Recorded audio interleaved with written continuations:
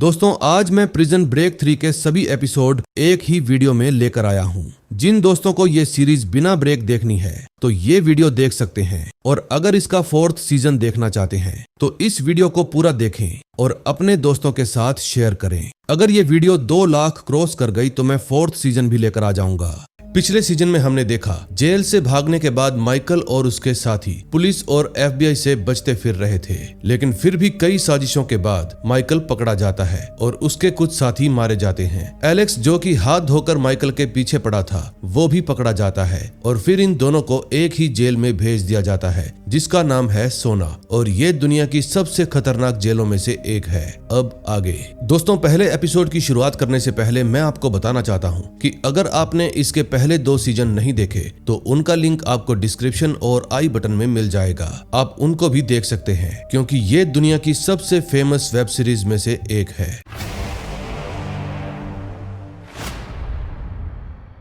First episode की शुरुआत में हम ग्रेचेन मॉर्गन को देखते हैं और ये कंपनी के लिए ही काम करती है, लेकिन फिलहाल ये अपने चेहरे पर लगी चोट के निशानों को मेकअप से छुपा रही थी। दूसरी तरफ माइकल पनामा की सबसे खौफनाक जेल सोना में बंद था। दरअसल सोना कोई सामान्य जेल नहीं है, यहाँ गार्ड सिर्फ जेल से बाहर ही रहते हैं और अंदर का पूरा सिस्टम कैदियों के हाथ में रहता है। फिर माइकल जेल के कैदियों की लड़ाई देखने के लिए मैदान में चला जाता है जहाँ जेल के लगभग सभी कैदी लड़ाई देखने आए हुए थे। थोड़ी देर बाद एलेक्स भी वहां पर पहुंच जाता है। अब जिन 2 कैदियों के बीच लड़ाई होने वाली थी उनमें से एक का नाम सुमा था। सुमा जेल में एक ऐसे आदमी के लिए काम करता है जो सोना जेल का अनऑफिशियल किंग है और उसका नाम लेचेरो है। सुमा एक मुर्गे की टांग जमीन पर मारकर लड़ाई शुरू कर देता है। दरअसल मुर्गे की टांग को जमीन पर मारना यहाँ लड़ाई शुरू करने का प्रतीक माना जाता है। फिर दोनों ही कैदी अपनी जी जान से फाइट करते हैं और थोड़ी ही देर बाद सुमा अपने प्रतिद्वंदी को बुरी तरह से पीट देता है और पीट कर जान से मार डालता है।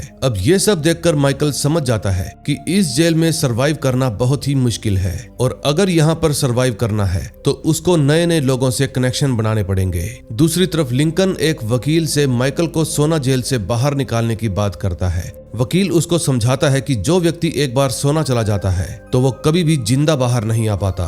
फिर लिंकन USA कॉन्सुलेट जाता है जहां एक ऑफिसर सोना के ऑफिसर से बात करके लिंकन को बताता है कि माइकल के केस में सेल्फ डिफेंस को मुख्य आधार माना गया है और इसीलिए उसको 1-2 दिनों के अंदर अंदर सोना से निकालकर अमेरिका की दूसरी जेल में भिजवा दिया जाएगा। दूसरी तरफ जेल में माइकल भी पूरी रात सो नहीं पाता और अपनी पूरी रात एक ही जगह पर बैठकर गुजार देता है। तभी हम देखते हैं कि जब बेलिक पानी मांगता है तो कुछ कैदी उसको जमीन पर गिरा हुआ पानी पीने को कहते हैं। फिर बेलिक उनको गाली दे देता है जिसके कारण वे कैदी उसको पीट देते हैं और अब उसे गिरा हुआ पानी भी पीने को नहीं देते। फिर एक भूखा और प्यासा कैदी बेलिक को उठाकर अपने साथ ले जाता है। इस जेल में एलेक्स की हालत भी काफी ज्यादा खराब हो रही थी क्योंकि उसके सारे ड्रग्स खत्म हो चुके थे। फिर जैसे ही एलेक्स को माइकल दिखाई देता है तो वो उसके पास जाकर कहता है, प्लीज तुम मेरे फेवर में कोर्ट में गवाही दे दो। लेकिन माइकल उसको याद दिलाता है कि मेरे पिता को तुमने ही मारा था, इसलिए मैं तुम्हारी कोई भी हेल्प नहीं करूंगा। फिर माइकल एलेक्स से पूछता है कि ये कंपनी वाले मुझसे चाहते क्या हैं।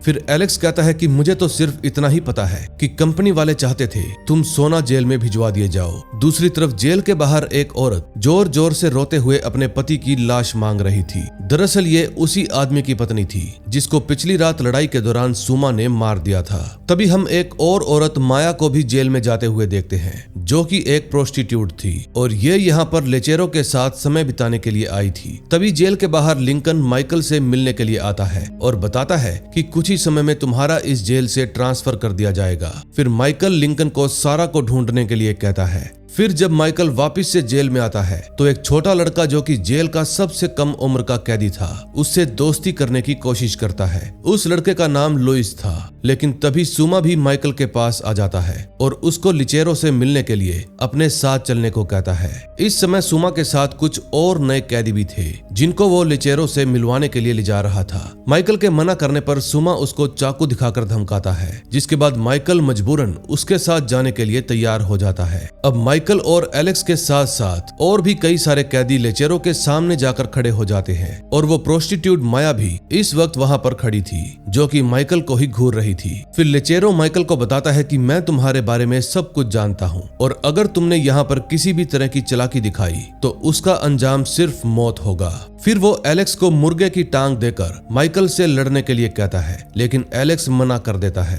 तभी डर के मारे पास खड़ा कैदी डर के मारे बीच में ही सुसु कर देता है, जिसको देखकर लेचेरो उसको मारने लगता है। फिर माइकल उसको बीच में रोकते हुए कहता है, प्लीज तुम इसको मत मारो। अब ये बात सुनकर लेचेरो माइकल के पास आता है, लेकिन गुस्सा काबू में रखते हुए वो सबको यहाँ से जाने के लिए कहता है कि सुमा बेलिक और उसके साथी को गटर साफ करने का काम देते हैं। फिर वहीं से लौटते समय लेचेरो अपने एक आदमी को माइकल पर नजर रखने का काम देता है ताकि वो कोई भी होशियारी ना कर पाए। तभी कुछ देर बाद माइकल और एलेक्स को जेल के अंदर टी बैग भी दिख जाता है, क्योंकि उसकी बुरी हरकतों की वजह से उसको भी सोना में ही ट्रांसफर कर दिया गया था। दूसरी तरफ बाहर लिंकन सारा को ढूंढ रहा था और फिर वो एक पुलिस ऑफिसर से उसको ढूंढने के लिए हेल्प मांगता है। अगले सीन में हम देखते हैं सोना जेल के अंदर माइकल से मिलने के लिए कंपनी का एक आदमी आता है। फिर वो आदमी माइकल से जेम्स नाम के एक कैदी को जेल से भगाने के लिए फोर्स करता है। दरअसल कंपनी हेड माइकल को इसीलिए सोना भेजना चाहता था क्योंकि सोना के अंदर उनका एक आदमी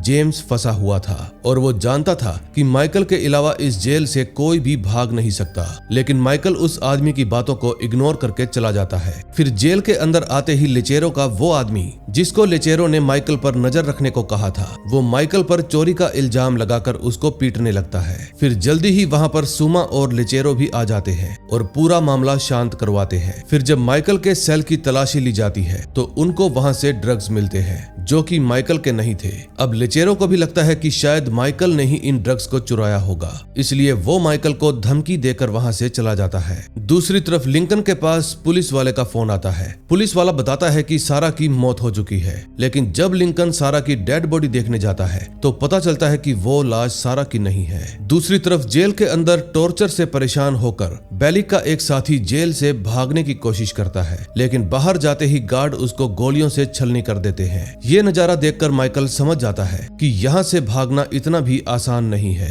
क्योंकि यहाँ के गार्ड्स वार्निंग नहीं देते बल्कि सीधा ही गोली मार देते हैं। फिर जब माइकल अपने सेल में आता है तो उसको वहाँ पर मुर्गे की टांग रखी हुई मिलती है, जिसका मतलब था कि उसको आज रात किसी कैदी से लड़ाई करनी पड़ेगी। फिर थोड़ी देर बाद माइकल लेचेरो के पास जाकर उससे रिक्वेस्ट करता है कि प्लीज आप मेरी लड़ाई ना करवाओ, लेकिन इस समय सीवर में से कोई चुपके से उन दोनों की बातें सुन रहा था। फिर लेचेरो माइकल को बताता है कि अगर तुम लड़ाई नहीं करोगे तो हम लोग तुम्हारे पीछे पड़ जाएंगे और तुम्हारा इतना बुरा हाल कर देंगे कि तुमने कभी सोचा भी नहीं होगा। तभी नीचे सीवर की सफाई करते वक्त बेलिक को किसी की आवाज सुनाई देती है। दरअसल वो आवाज जेम्स की थी। वो दीवार के छेद के जरिए बेलिक को 2 कागज के टुकड़े देता है और खाने के बदले बेलिक को कहता है कि आज रात लड़ाई में उतरने वाले कैदी यानी माइकल और उसके ओपोनेंट की जेब में ये कागज रख देना। अब जैसे ही शाम होती है जेल के सभी कैदी मैदान में इकट्ठा होना शुरू हो जाते हैं, लेकिन लड़ाई के डर से माइकल की हालत खराब हो रही थी। अगले सीन में हम देखते हैं लिंकन के पास एलजे का फोन आता है। एलजे बताता है कि मैं और सारा एक साथ हैं और हम लोग रात 8:30 बजे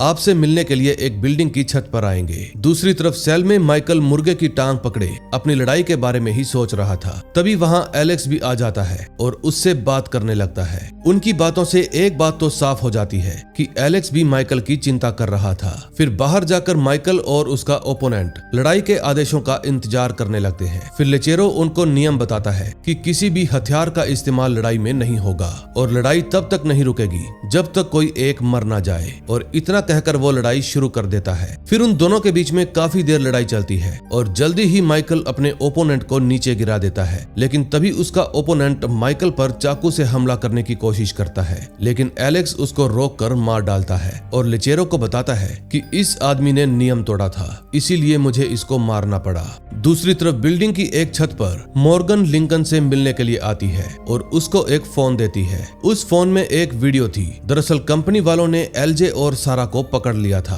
और इसी वीडियो में उसका सबूत था। दूसरी तरफ जेल के अंदर जो लड़ाई में कैदी मारा गया था और उससे पहले भी मारे गए कैदियों को एक साथ जेल से बाहर लाया जाता है और उन सभी को दोबारा से गोली मार दी जाती है ताकि कोई भी जिंदा ना बचे और किसी को ये भी ना लगे कि ये लोग लड़ाई में मारे गए हैं। सबको यही लगे कि ये कैदी जेल से भागने की कोशिश कर रहे थे, इसीलिए गार्ड्स ने इनको गोली मार दी। तभी बाहर फिर से वही औरत आती है जो पिछले दिन अपने पति की लाश मांगने के लिए आई थी दरअसल उसका कोई पति नहीं मरा था, वो जेम्स की गर्लफ्रेंड सोफिया थी। वो लाश इसलिए मांग रही थी क्योंकि जेम्स उसके लिए लाशों की जेब में मैसेज भेजा करता था। फिर लाशों की तलाशी लेते हुए उसको जेम्स का मैसेज मिल जाता है। वही सेम मैसेज माइकल की जेब में भी रखा हुआ था, जिसको माइकल पढ़ लेता है। फिर कुछ देर बाद लिंकन माइकल से मिलने के लिए आता है और उसको वो वीडियो दिखाकर बताता है कि अगर तुमने एक हफ्ते के अंदर अंदर जेम्स को जेल से बाहर नहीं निकाला तो कंपनी वाले एलजे और सारा को मार देंगे। अब माइकल भी समझ जाता है कि अगर सारा और एलजे की जान बचानी है तो जेम्स को जेल से भगाना ही होगा। और इसी ट्विस्ट के साथ फर्स्ट एपिसोड का एंड हो जाता है। अब नेक्स्ट एपिसोड में देखेंगे क्या होता है।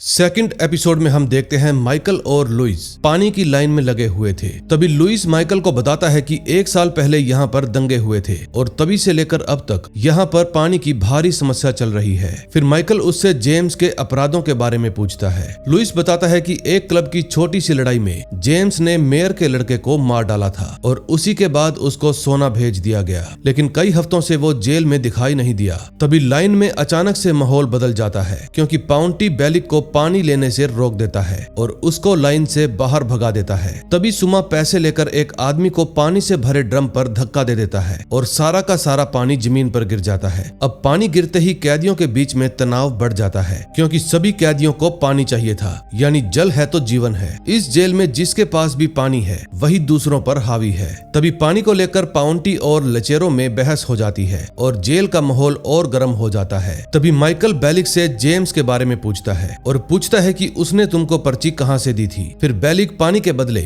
उसको जेम्स की लोकेशन बता देता है। फिर नीचे जाकर माइकल नोटिस करता है कि पानी की मुख्य पाइपलाइन जाम है, इसीलिए पानी नहीं आ रहा। फिर वो जेम्स की लोकेशन पर जाकर उससे बात करने की कोशिश करता है, लेकिन जेम्स उसकी बात का कोई भी जवाब नहीं देता। फिर जाते वक्त माइकल उसकी खांसी की आवाज सुन लेता है और रुक जाता है। फिर जेम्स उसके पास आता है और बताता है कि मेरे ऊपर इनाम रखा गया है और ऊपर जाते ही सब लोग मुझे मार डालेंगे, इसलिए सबसे पहले तुम्हें मुझे सुरक्षित ऊपर ले जाने की व्यवस्था करनी होगी। फिर जैसे ही माइकल ऊपर जाता है तो बेलिक सबके सामने माइकल से जेम्स के बारे में सवाल जवाब करने लगता है। दरअसल वो जानबूझकर ऐसा कर रहा था क्योंकि उसको माइकल की हेल्प चाहिए थी ताकि जेल में कोई भी उसको तंग ना करे। फिर माइकल उसको चुप रहने के बदले उसकी हेल्प करने का वादा करता है। दूसरी तरफ लुइस एलेक्स को बताता है कि माइकल जेम्स को ढूंढ रहा है और ये बात सुनकर एलेक्स भी उसको ढूंढने निकल पड़ता है। अगले सीन में हम देखते हैं मॉर्गन लिंकन को धमकी देती है कि तुम्हें 1 हफ्ते के अंदर अंदर ये काम पूरा करना होगा, वरना सारा और एलजे को मार दिया जाएगा।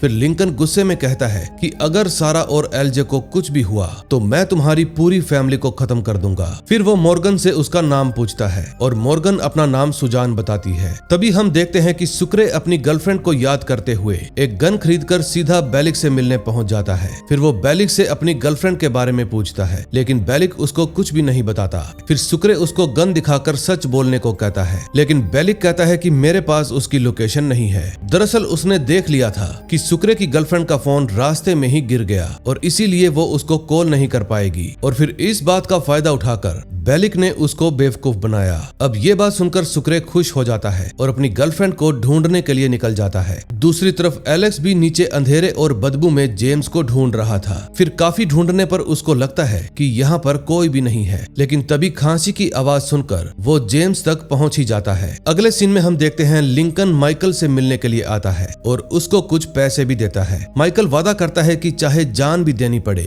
मैं जेम्स को बाहर निकाल कर ही रहूंगा। तभी हम देखते हैं कि पाउंटी के लोग पानी के लिए शोर मचाने लगते हैं। तभी लेचेरो टी बैग को एक कैन देकर पानी बांटने को कहता है। फिर रास्ते में बेलिक जेम्स की जानकारी टी बैग को भी दे देता है। फिर टी बैग ये बात लेचेरो को बता देता है और लेचेरो अपने आदमियों को जेम्स को मारने के लिए भेज देता है। टी बैग पानी बांटने जाता है। कैदी उसको पीट कर सारा पानी छीन लेते हैं। तभी माइकल नोटिस करता है कि बेलिक को कपड़े और खाना मिल गया है, यानी कि जरूर उसने जेम्स के बारे में लेचेरो को बता दिया होगा। दूसरी तरफ एलेक्स जेम्स की दीवार तोड़कर उसको बाहर ले जाने की कोशिश कर रहा था, लेकिन तभी लेचेरो के आदमी वहां पर पहुंच जाते हैं। फिर माइकल भी वहां पर आता है और एलेक्स को समझाने लगता है कि जेम्स की जान को खतरा है, लेकिन तभी मौके का फायदा उठाकर जेम्स वहां से भाग निकलता है। फिर माइकल तुरंत लिचेरो के पास जाकर जेम्स पर लगा इनाम हटाने को कहता है, लेकिन लिचेरो मना कर देता है। इस समय वहाँ पर टी बैग भी मौजूद था, जो कि माइकल को धोखेबाज कहकर पुकारता है। लेकिन तभी वहाँ पर पाउंटी के आदमी लिचेरो की खिड़की पर पत्थर मार देते हैं, जिसके कारण माहौल और बिगड़ने के आसार बन जाते हैं। तभी माइकल जब नीचे आता है तो लुइस को पैसे देकर एक कैन और दारू मंगवाता है। फिर वो प्लास्टिक में दारू भरकर रस्सी से बांध देता है और मेन पाइपलाइन खोलकर उसको अंदर डाल देता है। दूसरी तरफ एलेक्स जेम्स को बाहर लेकर आता है। फिर जब कैदी उसको मारने के लिए दौड़ते हैं तो एलेक्स अकेला ही उन सब से लड़ जाता है। इसी दौरान माइकल प्लास्टिक में आग लगा देता है, जिसके कारण एक जोरदार धमाका होता है। अब धमाके के कारण पाइपलाइन का सारा मलबा साफ हो जाता है और वहाँ पर तेज पानी बहने लगता है। पानी देखकर लिचेरो खुश हो जाता है और माइकल को शाबाशी देता है। फिर वो इस काम के बदले जेम्स को भी छोड़ देता है। दूसरी तरफ जेल के बाहर लिंकन सुक्रे से मिलता है और उससे हेल्प मांगता है, लेकिन सुक्रे उसकी हेल्प करने से मना कर देता है और अपनी गर्लफ्रेंड को ढूंढने के लिए निकल पड़ता है। तभी लिंकन को याद आता है कि पर्ची पर एक बैंक का नाम लिखा हुआ था। फिर वो सीधा उस बैंक में पहुंच जाता है, लेकिन उसी वक्त सोफिया भी वहां पर आ जाती है। फिर वो जेम्स के लॉकर से सामान निकालकर वहां से चली जाती है। फिर लिंकन उसका पीछा करने लगता है और जबरदस्ती उसके पर्स में रखी एक बुक छीन लेता है, जिसमें एक परिंदे के बारे में लिखा हुआ था। इस समय दूर कार में बैठे कंपनी के लोग ये सब कुछ देख रहे थे, लेकिन फिर भी वो उनके मामले में दखल अंदाजी नहीं देते। अगले सीन में हम देखते हैं बस स्टैंड पर दो पुलिस वाले सुक्रे के पास आते हैं, क्योंकि वो लोग उसको ही ढूंढ रहे थे। लेकिन जब सुक्रे उनसे लोकल लैंग्वेज में बात करता है तो वो लोग उसको छोड़ देते हैं। अब सुक्रे भी समझ जाता है कि वो अभी भी वांटेड है और उसके लिए खुले में घूमना सुरक्षित नहीं है।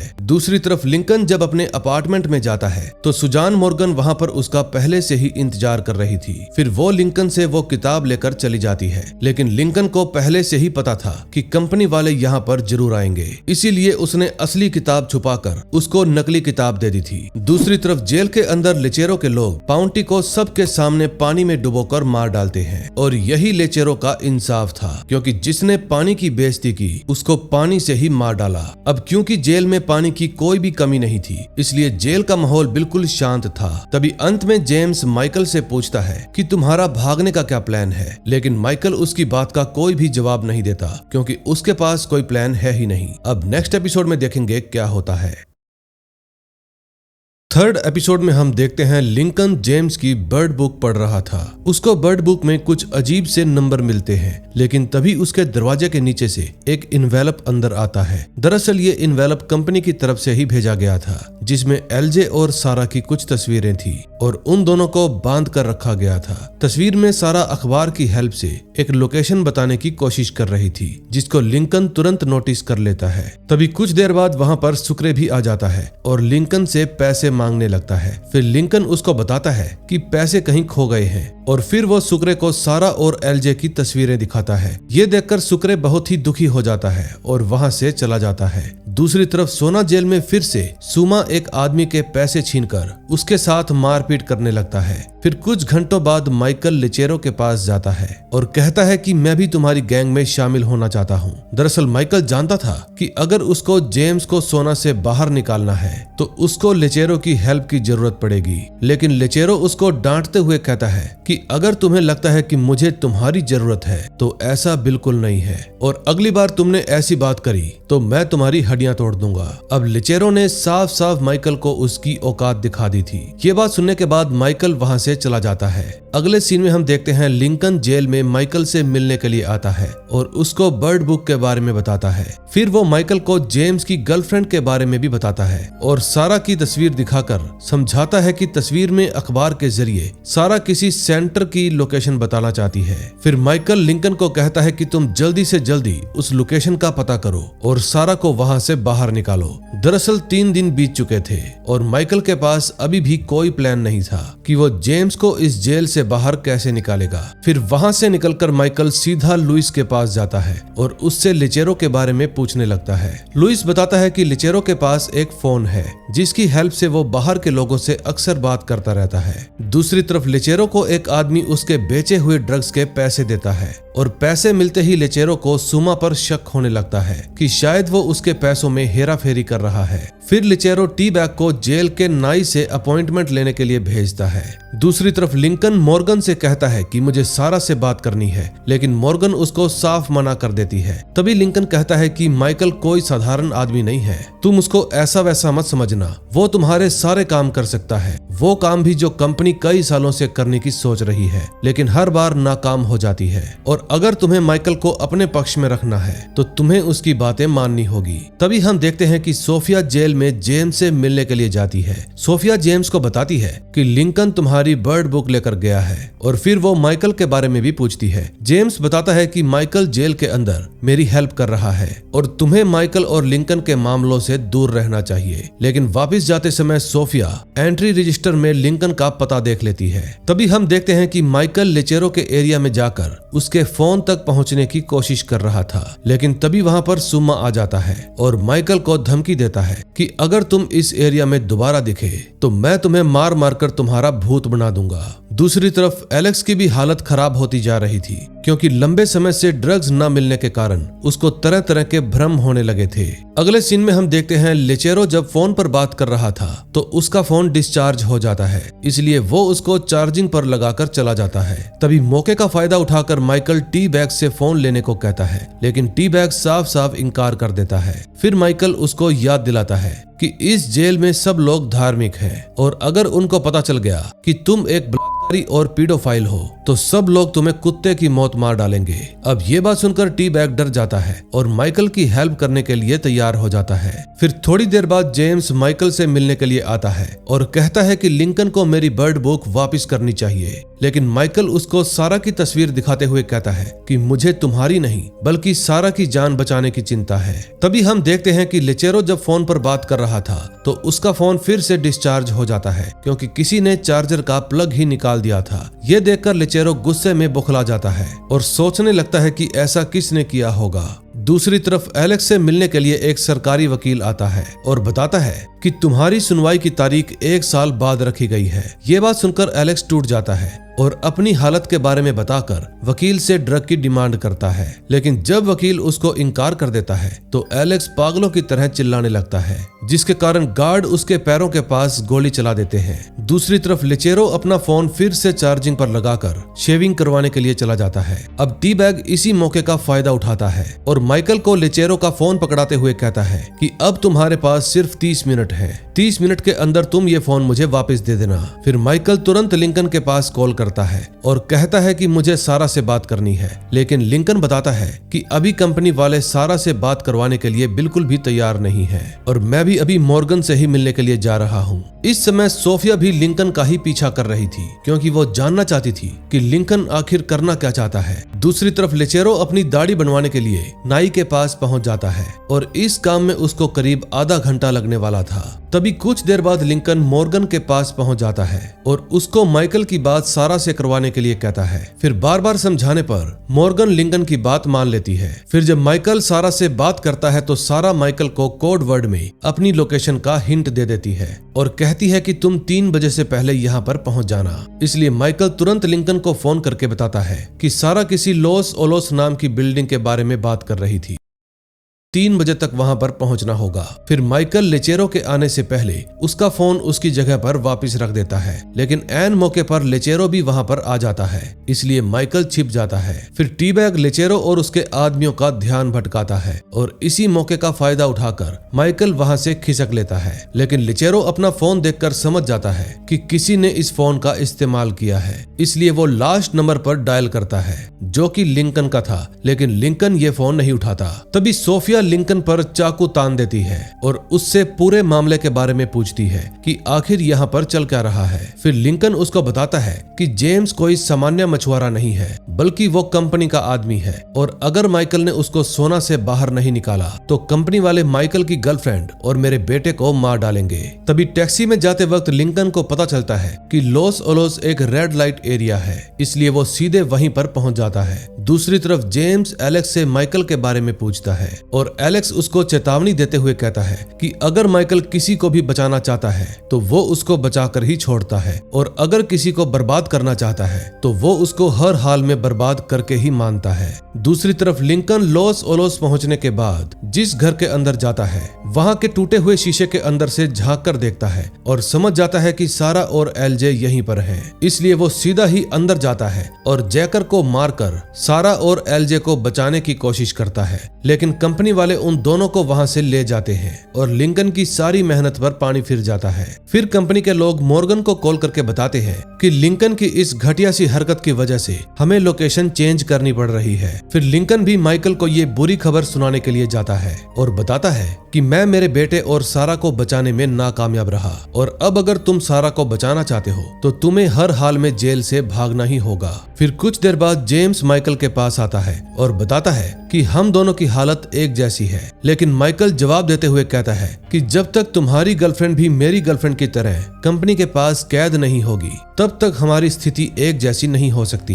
फिर माइकल जेम्स से पूछता है कि कंपनी वाले तुम्हारे पीछे क्यों पड़े हैं। फिर जेम्स बताता है कि मैं नॉर्दर्न पैसिफिक ओशन में लोगों को अपनी नाव पर घुमाने के लिए ले जाता था, लेकिन एक दिन कंपनी का एक आदमी मेरे साथ पानी टेस्ट करने के लिए आया। फिर अगले ही दिन से कंपनी वालों ने मुझे परेशान करना शुरू कर दिया और मुझसे उस लोकेशन की जानकारी मांगने लगे जहां पर मैं उस आदमी को लेकर गया था। फिर उनसे परेशान होकर मैं सोफिया को लेकर पनामा आ गया, लेकिन यहाँ पर भी कंपनी ने मेरा पीछा नहीं छोड़ा। फिर एक झगड़े के दौरान पुलिस वालों ने मुझे पकड़ लिया और सोना जेल के अंदर भेज दिया, और जिस जगह पर मैं उस आदमी को लेकर गया था उसके कोऑर्डिनेट्स मेरी बर्ड बुक के अंदर लिखे हैं। ये बात सुनकर माइकल कहता है कि जब तक हमारी डील पूरी नहीं हो जाती मैं तुम्हें वो बर्ड बुक नहीं दूंगा। दूसरी तरफ सुमा और उसके लोग टी-बैग को बहुत ही परेशान कर रहे थे, इसलिए वो सीधा लेचेरो के पास जाता है और बढ़ा चढ़ाकर उनकी शिकायत करता है। ये बात सुनकर लेचेरो उसको सुमा की जासूसी करने का काम देता है। अगले सीन में हम देखते हैं बेलिक एक सेल के अंदर चोरी कर रहा था,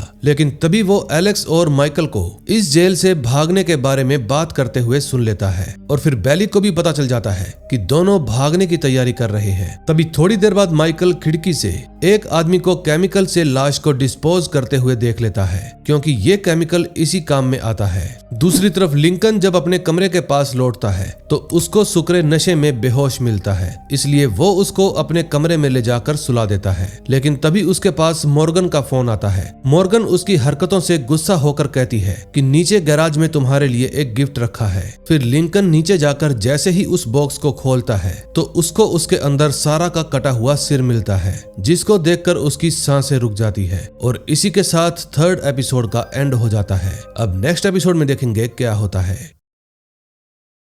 फोर्थ एपिसोड में हम देखते हैं सारा की मौत के बाद लिंकन बहुत ज्यादा दुखी हो जाता है और फिर वो खुद को संभालते हुए माइकल से मिलने के लिए जाने लगता है। इस समय माइकल उस कब्र खोदने वाले आदमी को बड़े ही ध्यान से देख रहा था, लेकिन तभी वहां पर जेम्स आ जाता है और माइकल से अपनी बर्ड बुक मांगने लगता है। माइकल उसको किताब देने से मना कर देता है और इस बात पर जेम्स उसके साथ बहस करने लगता है। तभी थोड़ी ही देर बाद लिंकन माइकल से मिलने पहुंच जाता है। इस समय वो अंदर से पूरी तरह से टूटा हुआ था, लेकिन फिर भी माइकल के सामने अपने मन की भावनाओं को कंट्रोल कर लेता है और माइकल को सारा के बारे में कुछ भी नहीं बताता। फिर माइकल उसको कब्र खोदने वाले के बारे में बताकर एक नोट देता है जिसके अंदर उसका अगला प्लान लिखा हुआ था। फिर लिंकन वहां से चला जाता है, लेकिन वो ज्यादा देर तक खुद को रोक नहीं पाता और बाहर जाकर फूट फूट कर रोने लगता है। फिर वो सीधा मॉर्गन से मिलने के लिए जाता है। मॉर्गन उसको धमकी देती है कि अगर हमारी बात नहीं मानी तो अगली बार गिफ्ट के अंदर तुम्हारे बेटे का सिर होगा। अब ये बात सुनकर लिंकन के पसीने छूट जाते हैं और डर के मारे वो जेम्स की असली बर्ड बुक उसको दे देता है। दूसरी तरफ जेल में माइकल लुइस का लॉकेट मांगता है। दरअसल माइकल उस लॉकेट की हेल्प से जेल की बिजली काटना चाहता था और थोड़ी देर बाद वो ये काम कर भी देता है। बिजली जाते ही लेचेरो अपने साथियों के साथ उसे ठीक करने के लिए जाता है, लेकिन उसको कुछ भी समझ में नहीं आता, इसलिए वो लोग बिजली ठीक नहीं कर पाते। दूसरी तरफ ड्रग्स न लेने की वजह से एलेक्स को हेवायर का भ्रम होने लगता है, क्योंकि अब उसकी हालत बहुत ज्यादा खराब हो चुकी थी। तभी वहां पर माइकल भी आ जाता है। फिर माइकल एलेक्स को ब्लैक पेन का इंतजाम करने के लिए कहता है, लेकिन इन दोनों की बातें बेलिक भी सुन लेता है। दूसरी तरफ टी-बैग लेचेरो को बताता है कि माइकल एक इंजीनियर है और वो ये काम बड़ी ही आसानी से कर सकता है, इसलिए वो सीधा माइकल के पास जाता है और उसको लाइट ठीक करने के लिए कहता है और बदले में उसको रिश्वत देने की भी कोशिश करता है। अब माइकल तुरंत मौका भांप लेता है और हेल्प करने के बदले खिड़की के पास वाला सेल मांगता है। लेचेरो पूछता है तुम्हें वो रूम क्यों चाहिए? फिर माइकल जवाब देता है कि खिड़की की वजह से कमरे में अच्छी खासी धूप आएगी, इसलिए मुझे वही रूम चाहिए। ये बात सुनकर लेचेरो उसका ऑफर स्वीकार कर लेता है। दूसरी तरफ सोफिया जेम्स से मिलने के लिए आती है। अब सोफिया के जोर देने पर जेम्स उसको A to Z सब कुछ बता देता है और माइकल और लिंकन के बारे में भी जानकारी जुटाने को कहता है। फिर सोफिया लिंकन के पास जाती है और बताती है कि मेरी इंग्लिश और स्पेनिश बहुत अच्छी है और मेरी ये खूबी आपके काम आ सकती है। फिर लिंकन उसकी हेल्प लेने के लिए मान जाता है। दूसरी तरफ सोना में लेचेरो के पास एक ड्रग डीलर माल देने के लिए आता है, लेकिन इस बार कम माल देखकर लेचेरो का दिमाग खराब हो जाता है। तभी उसको पता चलता है कि ये ड्रग डीलर थोड़ा माल खुद भी इस्तेमाल करता है, लेकिन अब ये उस ड्रग डीलर के साथ क्या करेगा ये हमें आगे पता चलेगा। अब बिजली ठीक करने के लिए लेचेरो को जेल से बाहर जाने की अनुमति मिल जाती है और वो माइकल को लेकर बाहर चला जाता है। दूसरी तरफ एलेक्स को फिर से हेवायर दिखाई देने लगता है और वो उसको धमका भी रहा था। एलेक्स का चेहरा साफ बता रहा था कि उसकी हालत बेहद खराब हो गई है। तभी हम देखते हैं कि बाहर सुरक्षा टीम लेचेरो को घेर लेती है, इसलिए माइकल को मजबूरी में बेलिक को अपना असिस्टेंट बनाकर साथ ले जाना पड़ता है। दूसरी तरफ सोफिया और लिंकन कब्र खोदने वाले से उसकी गाड़ी मांगते हैं, लेकिन बदले में वो $15,000 मांगता है। अगले सीन में हम देखते हैं खुदाई करते समय माइकल को बिजली का बॉक्स मिल जाता है, लेकिन तभी बेलिक नोटिस करता है कि माइकल ने एक तार के ऊपर टेप लगाकर उसको मिट्टी से ढक दिया। लेचेरो के पास जाता है और कहता है कि माइकल जेल से भागने की कोशिश कर रहा है, लेकिन लेचेरो को उसकी बात पर यकीन नहीं होता। फिर बेलिक कहता है कि फोक्स रिवर में भी मुझे यही लगा था कि माइकल वहां से नहीं भाग पाएगा, लेकिन वो अकेला नहीं बल्कि बड़े बड़े कैदियों को साथ लेकर निकल गया। अब ये बात सुनकर लेचेरो उसकी बातों को सीरियस लेने लगता है। फिर वो माइकल से बिजली का बॉक्स खुलवाता है और टेप देखकर उसको शक हो जाता है, लेकिन माइकल उसको समझाता है कि मैंने टेप इसलिए लगाई है ताकि तार बार बार बाहर ना निकले। अब ये बात सुनकर लेचेरो थोड़ा रिलैक्स हो जाता है। फिर वो माइकल को ट्रांसफार्मर के पास लेकर जाता है और फिर जैसे ही माइकल बटन दबाता है बिजली फिर भी नहीं आती। अब इस बात पर सुमा उसको मारने लगता है। तभी माइकल मौका देखकर लुइस का लॉकेट सर्किट से हटा देता है और अचानक से बिजली वापस आ जाती है और इसी के साथ उसको अपना मनचाहा सेल भी मिल जाता है। दूसरी तरफ टी-बैग ड्रग डीलर को मरवा देता है क्योंकि वो खुद ही जेल का नया ड्रग डीलर बनना चाहता था। फिर थोड़ी देर बाद लेचेरो उसको बुलाकर पूछता है कि क्या ये सब तूने किया है? टी-बैग जवाब देता है कि मुझे तो इसके बारे में कुछ भी नहीं पता और मैं इसको क्यों मरवाऊंगा, ये तो मेरा दोस्त था। अब सबूत न होने की वजह से लेचेरो सीधे कुछ भी नहीं कर पाता। फिर वो ये ड्रग डीलिंग का काम टी-बैग को ही सौंप देता है और इसी के साथ टी-बैग का प्लान सफल हो जाता है। अगले सीन में हम देखते हैं लिंकन मॉर्गन से मिलने के लिए जाता है और इस समय सोफिया भी उसके ही साथ जाने की जिद करती है। लिंकन उसको काफी समझाता है लेकिन वो नहीं मानती। फिर लिंकन उसको सारा की मौत के बारे में बता देता है। इस समय उसके पास सुक्रे भी बैठा हुआ था और उसको भी सारा के बारे में पता चल जाता है। दूसरी तरफ जेल में एलेक्स माइकल को उसका मांगा हुआ ब्लैक पेन देता है और उससे भागने का प्लान पूछता है। माइकल बस इतना ही कहता है कि तुम्हें थोड़ा और इंतजार करना होगा। दूसरी तरफ लिंकन और मॉर्गन कब्र खोदने वाले के पास गाड़ी खरीदने पहुंच जाते हैं, लेकिन पैसे मिलने के बाद भी वो गाड़ी देने से मना कर देता है। यह देखकर लिंकन उसको मारने लगता है। तभी मॉर्गन उसको गोली मार देती है और कब्र खोदने वाले का खेल यहीं पर समाप्त हो जाता है। दूसरी तरफ जेल में एलेक्स को फिर से हेवायर के भ्रम होने लगते हैं और वो उसको बार बार भड़काता है। तभी टी-बैग उसके पास ड्रग का इंजेक्शन रख जाता है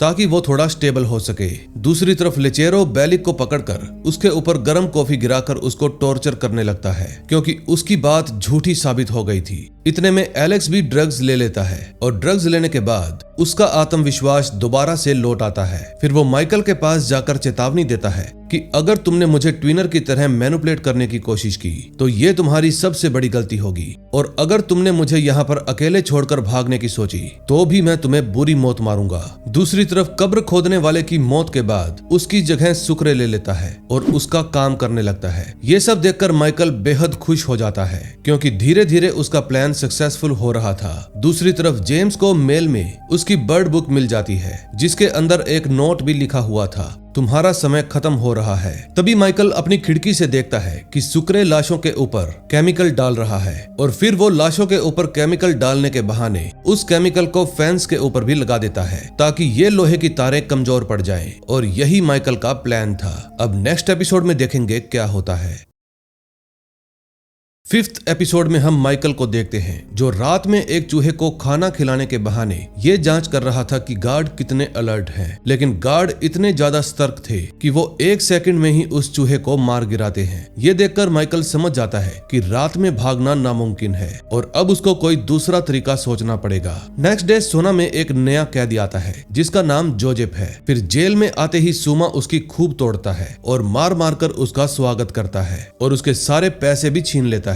अब जेल के मेन गेट खुलने की वजह से एक कॉफी कप उड़कर जेल के अंदर आ गिरता है जिसको एलेक्स उठा लेता है। दूसरी तरफ लिंकन माइकल से मिलने के लिए आता है और बताता है कि दबाव में आकर मुझे वो बर्ड बुक मॉर्गन को देनी ही पड़ी। फिर माइकल उसको बताता है कि हम लोग रात को नहीं भाग सकते क्योंकि सुरक्षा बहुत कड़ी है और तुम्हें भी जल्दी से जल्दी किसी कार का इंतजाम करना होगा। ये बात सुनकर लिंकन कहता है कि दिन में भागना सही नहीं होगा क्योंकि अंधेरे की जरूरत तो पड़ेगी। लेकिन माइकल उसको बताता है कि ये काम हम कल सुबह ही करेंगे इसलिए तुम तैयार रहना। अगले सीन में हम देखते हैं जेम्स और जोजेफ एक दूसरे को पहले से ही जानते थे और ये बात एलेक्स को भी पता चल जाती है। फिर माइकल लुइस से कहता है कि मुझे एक घड़ी और दूरबीन चाहिए। लुइस बताता है कि घड़ी आसानी से मिल जाएगी लेकिन दूरबीन मिलना बहुत मुश्किल है। इसके लिए तुम्हें एक आदमी के पास से दूरबीन चोरी करनी पड़ेगी। फिर माइकल उस आदमी के पास जाकर दूरबीन को चुरा लेता है और इस काम में उसको ज्यादा परेशानी नहीं होती क्योंकि वो आदमी अपने सेल के अंदर सो रहा था। तभी जेम्स माइकल से मिलता है और उससे प्लान के बारे में पूछता है। माइकल बताता है कि कल एक फुटबॉल मैच है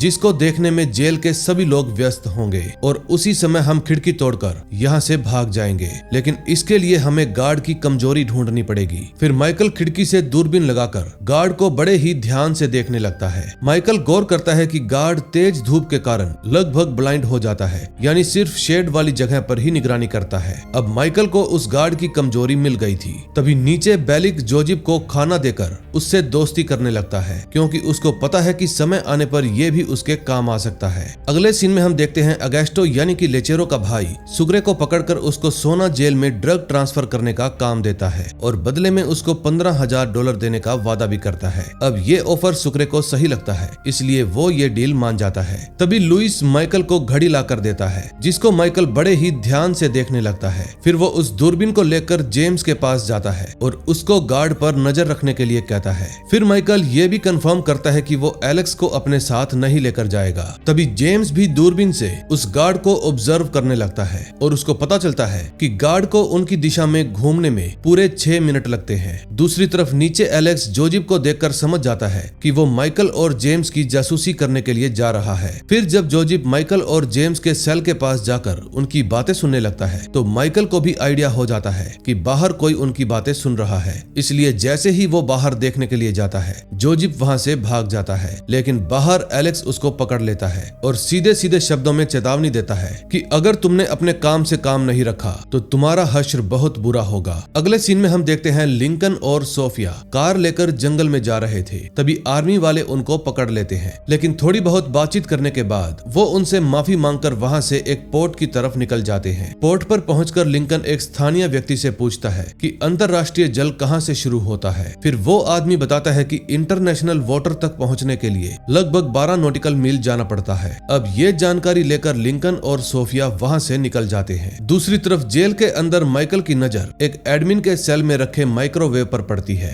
और उसको पता चलता है कि ये माइक्रोवेव रेडियो वेव को खराब कर सकता है जिससे उनको भागने में काफी हेल्प मिलेगी। लेकिन माइकल उसको निकाल नहीं पाता क्योंकि ऐन मौके पर सेल का मालिक वहां पर आ जाता है से हटना पड़ता है। दूसरी तरफ वो मैरी नाम की वैश्या लेचेरो से पैसे मांगती है लेकिन लेचेरो उसको पैसे देने से इनकार कर देता है। तभी हम देखते हैं बाहर सब्जियों के क्रेट में सुक्रे ड्रग्स के पैकेट छुपा देता है लेकिन तभी वहां पर जेल का गार्ड आता है लेकिन वो सुक्रे को ड्रग्स रखते हुए नहीं देख पाता और बस उसको एंट्री रजिस्ट्रेशन करने के लिए कहता है। जेल में सब्जी के क्रेट में सुमा को ड्रग्स मिल जाते हैं और थोड़ी देर बाद टी बैग एलेक्स को दोबारा से ड्रग देकर उसको फिर से नशे में कर देता है। तभी कुछ देर बाद जेल में खाने का सायरन बजता है और सब लोग खाना खाने के लिए चले जाते हैं। अब इसी मौके का फायदा उठाकर माइकल और जेम्स माइक्रोवेव चोरी कर लेते हैं लेकिन तभी उसको एक बड़ी समस्या हो जाती है। जब माइकल दूरबीन से गार्ड को देख रहा था तो दूरबीन के रिफ्लेक्शन से गार्ड को पता चल जाता है कि कोई उसको देख रहा है। फिर वहां पर बहुत सारे गार्ड आकर सेल की तलाशी लेना शुरू कर देते हैं। अब भगदड़ भरे इस माहौल में लेचेरो मैरी को छुपाने के लिए उसको टी बैग के हवाले कर देता है और टी बैग उसको लेकर एक अलमारी अलमारी में छुप जाता है और गार्ड्स उनको ढूंढ नहीं पाते। फिर वो गार्ड सभी कैदियों को एक जगह पर जमा करके उनके सेल की अच्छे से तलाशी लेते हैं और उनको माइकल के सेल से दूरबीन मिल जाती है, जिसके बाद वे लोग उसके सेल में ताला लगाकर वहीं पर छोड़ देते हैं। तभी जब कर्नल को दूरबीन के बारे में पता चलता है तो वो गुस्से में पागल हो जाता है और फिर गार्ड सभी कैदियों से उस दूरबीन के बारे में पूछताछ करने लगते हैं। यहाँ तक कि कुछ कैदियों की तो पिटाई भी की जाती है। फिर दबाव में आकर माइकल अपना मुंह खोल देता है और बताता है कि वो गार्ड को नहीं देख रहा था बल्कि किसी और चीज को देख रहा था। फिर गार्ड उससे पूछता है कि वो चीज क्या है। फिर जब माइकल इस बात का जवाब नहीं देता तो वो उसके सिर पर बंदूक तान देता है। तभी जेम्स गार्ड को रोकते हुए कहता है कि माइकल नहीं बल्कि मैं खुद दूरबीन से देख रहा था क्योंकि मुझे चिड़ियों को देखने का शौक है। फिर वो कर्नल को सबूत के तौर पर अपनी बर्ड बुक भी दिखाता है। अब कर्नल को उसकी बकवास बातें सुनकर उस पर विश्वास हो जाता है और फिर वो दूरबीन को वहीं पर फेंक कर वहां से चला जाता है। तभी जब माइकल अपने सेल की ओर वापस जाता है तो वहां पर ताला लगा देखकर उसको सदमा लग जाता है क्योंकि अब उसका सेल सील हो चुका था। दूसरी तरफ लिंकन सोफिया के साथ मिलकर बीच पर आइस बॉक्स छुपा रहा था। तभी जब उसकी नजर सोफिया पर पड़ती है तो वो उसको देखते ही रह जाता है क्योंकि अब वो सोफिया की खूबसूरती की तरफ आकर्षित हो रहा था। दूसरी तरफ टी-बैग और मैरी भी थोड़ा करीब आ जाते हैं, लेकिन टी-बैग खुद को रोकते हुए उसको वापस से लेचेरो के पास ले जाता है। तभी लेचेरो के सामने मैरी के हाथों से पैसे गिर जाते हैं। फिर लेचेरो पूछता है तुम्हारे पास ये पैसे कहाँ से आए। फिर टी-बैग लेचेरो से कहता है कि ये पैसे इसको मैंने दिए थे क्योंकि इसको पैसों की जरूरत थी। लेकिन इस बात पर लेचेरो नाराज हो जाता है और टी-बैग को धक्का देकर वहां से चला जाता है। दूसरी तरफ जब जेम्स माइकल से आगे का प्लान पूछता है तो माइकल उसको कोई भी जवाब नहीं देता क्योंकि यही तो माइकल की खासियत है कि वो अपना प्लान किसी को भी नहीं बताता। दूसरी तरफ लिंकन और सोफिया बीच से होते हुए सोना जेल के पास पहुंच जाते हैं। इसी दौरान जेल में एलेक्स, माइकल और जेम्स भागने के प्लान के बारे में डिस्कस करते हैं। तभी जोजिब वहां पर आता है और जेम्स को कहता है कि मैं तुम्हें जानता हूं, हम लोग एम्बेसडर के साथ थे। लेकिन जेम्स उसको पहचानने से मना कर देता है। फिर एलेक्स माइकल और जेम्स को खिड़की से गार्ड्स की मूवमेंट दिखाता है जिसमें गार्ड बार बार एक ही जगह पर अपने कॉफी कप फेंक रहे थे और ऐसा ही एक कप एलेक्स को एपिसोड की शुरुआत में भी मिला था। फिर वो वही कप दिखाकर माइकल और जेम्स को बताता है कि इसी कप की हेल्प से हम लोग यहाँ से भाग जाएंगे। अब ये लोग इस कप की हेल्प से कैसे भागेंगे ये हमें नेक्स्ट एपिसोड में पता चलेगा।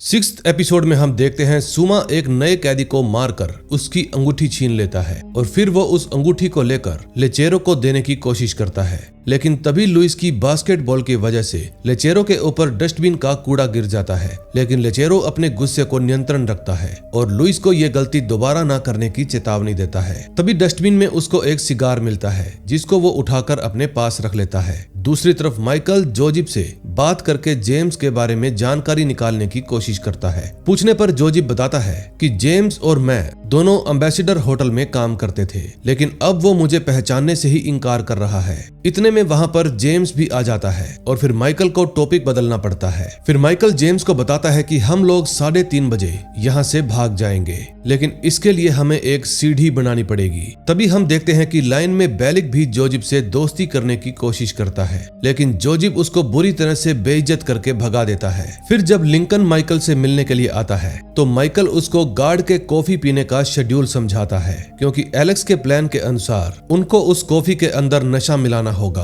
फिर माइकल लिंकन से एलजे और सारा की फोटो के बारे में पूछता है। लिंकन बताता है कि मॉर्गन फोटो देने को बिल्कुल भी तैयार नहीं है। फिर माइकल कहता है कि अगर 2:30 बजे तक फोटो नहीं मिली तो मैं जेम्स को साथ लेकर नहीं भागूंगा। ये बात सुनकर लिंकन का चेहरा सफेद पड़ जाता है। दूसरी तरफ टी-बैग और सुमा के बीच में बहस शुरू हो जाती है जो धीरे धीरे लड़ाई में बदलने लगती है, लेकिन तभी लेचेरो आकर उन दोनों को साइड कर देता है और उनकी लड़ाई होने से रोक देता है। दरअसल लेचेरो का मानना था कि टी-बैग बहुत ही काम का आदमी है, इसीलिए वो उसके साथ कोई भी झगड़ा नहीं चाहता था। फिर सुमा टी-बैग को धमकी देते हुए कहता है कि तुम्हें तो मैं बाद में देख लूंगा, और फिर वो वहां से चला जाता है। दूसरी तरफ माइकल का अपना सेल बंद हो जाने के कारण उसका पूरा ध्यान बाहर की तरफ था क्योंकि वो सुमा की सेल में घुसकर बाहर झांककर गार्ड की मूवमेंट को चेक कर रहा था। लेकिन तभी सुमा और उसके रूममेट वापस अपने सेल में आ जाते हैं, इसलिए माइकल को वहां पर छुपना पड़ता है। माइकल जानता था कि अगर इस बारे में लेचेरो या फिर सुमा को पता चल गया तो उसकी खैर नहीं, इसलिए जैसे ही उसको मौका मिलता है वो बचकर वहां से निकल जाता है। तभी कुछ देर बाद ऑफिसर लांग एलेक्स से मिलने के लिए आती है और साफ साफ कह देती है कि अगर तुम कंपनी के खिलाफ गवाही दोगे तो तुम्हें 48 घंटे के अंदर अंदर इस जेल से दूसरी जेल में ट्रांसफर कर दिया जाएगा और बदले में सिर्फ 8 साल की सजा मिलेगी। लेकिन एलेक्स ये ऑफर तुरंत ठुकरा देता है क्योंकि जेल ट्रांसफर की बात तक तो सही था, लेकिन 8 साल की सजा एलेक्स को मंजूर नहीं थी और ऊपर से माइकल यहाँ से भागने ही वाला था, इसलिए वो कोई रिस्क नहीं लेना चाहता था। अब लांग को समझ में नहीं आ रहा था कि इतना अच्छा ऑफर एलेक्स ने मानने से क्यों मना कर दिया। फिर जब वो वापस से अंदर आता है तो जेम्स और माइकल के साथ मिलकर फिर से भागने के प्लान पर चर्चा करता है। फिर माइकल उनको बताता है कि हम लोग अपनी बनाई हुई सीढ़ी का इस्तेमाल करके सुमा की जेल की खिड़की से भागेंगे, लेकिन इतने में बाहर से शोर होने लगता है क्योंकि जेल में एक कांड हो गया था जो अब माइकल के प्लान को खराब करने वाला था। जोजिब की बेरहमी से हत्या कर दी थी और ये देखकर लेचेरो पागलों की तरह उसके कातिल को ढूंढ रहा था। तभी सुमा के हाथ लुइस लग जाता है और वो उसको लेचेरो के पास पूछताछ करने के लिए ले जाता है। पूछने पर लुइस बताता है कि मैंने थोड़ी देर पहले जेम्स और जोजिब को आपस में लड़ते हुए देखा था। अब ये बात सुनकर लेचेरो अपने आदमियों को जेम्स को उठाने भेज देता है और वो लोग माइकल और एलेक्स के सामने ही जेम्स को पकड़ कर ले जाते हैं। अब माइकल को तो एलेक्स पर शक होने लगता है, उसको लगता है कि शायद एलेक्स ने ही जोजिब को मारा होगा ताकि जेम्स फंस जाए। लेकिन फिर एलेक्स सफाई देते हुए कहता है कि मैं तो ऑफिसर लांग से मिलने के लिए गया था, फिर मैं जोजिब को भला कैसे मार सकता हूँ। लेकिन माइकल को उसकी बात पर रत्ती भर भी भरोसा नहीं था। फिर एलेक्स कहता है तुम भागो या ना भागो, लेकिन मैं यहाँ से जरूर भाग जाऊंगा। फिर माइकल पूछता है कि तुम्हारे पास क्या गार्ड का कोई जुगाड़ है, क्योंकि तुम उसको डिस्ट्रैक्ट किए बिना यहाँ से नहीं निकल पाओगे और इस काम में तुम्हें मेरी हेल्प चाहिए ही होगी। अब ये बात सुनकर एलेक्स चुप हो जाता है। दूसरी तरफ जब जेम्स को लेचेरो के सामने लाया जाता है तो जेम्स उनको समझाने की बहुत कोशिश करता है कि मैंने जोजिब को नहीं मारा, बल्कि मैं तो उसको जानता भी नहीं था। तभी इसी दौरान मौके का फायदा उठाकर टी-बैग सुमा की रिंग चुराकर वहां से निकल जाता है। तभी हम देखते हैं कि माइकल बेलिक के पास जाता है और पूछता है कि क्या तुमने ही जोजिब को मारा है। लेकिन ये बात सुनते ही बेलिक तुरंत कहता है कि मैंने अपनी लाइफ में आज तक एक मक्खी भी नहीं मारी, तो फिर मैं जोजिब को कैसे मारूंगा। अब माइकल को उसकी बातों पर बिल्कुल भी भरोसा नहीं था, लेकिन फिर भी वो उसके साथ बहस नहीं करता बल्कि वहां से चला जाता है, क्योंकि अब वो अपना एक एक सेकंड यहाँ से भागने की प्लानिंग में ही लगाना चाहता था। दूसरी तरफ मॉर्गन लिंकन को एक दवा देती है और वही दवा लिंकन को गार्ड की कॉफी में मिलानी थी ताकि गार्ड नशे में धुत होकर सो जाए और उसका अपनी ड्यूटी पर से ध्यान हट जाए। अब सारी बातें करने के बाद भी लिंकन मॉर्गन को नहीं बताता कि माइकल आज ही भागने वाला है। फिर वो सुक्रे को साथ लेकर उस दुकान के बाहर जाकर खड़ा हो जाता है जहां से गार्ड अपने लिए कॉफी लेकर जाते थे।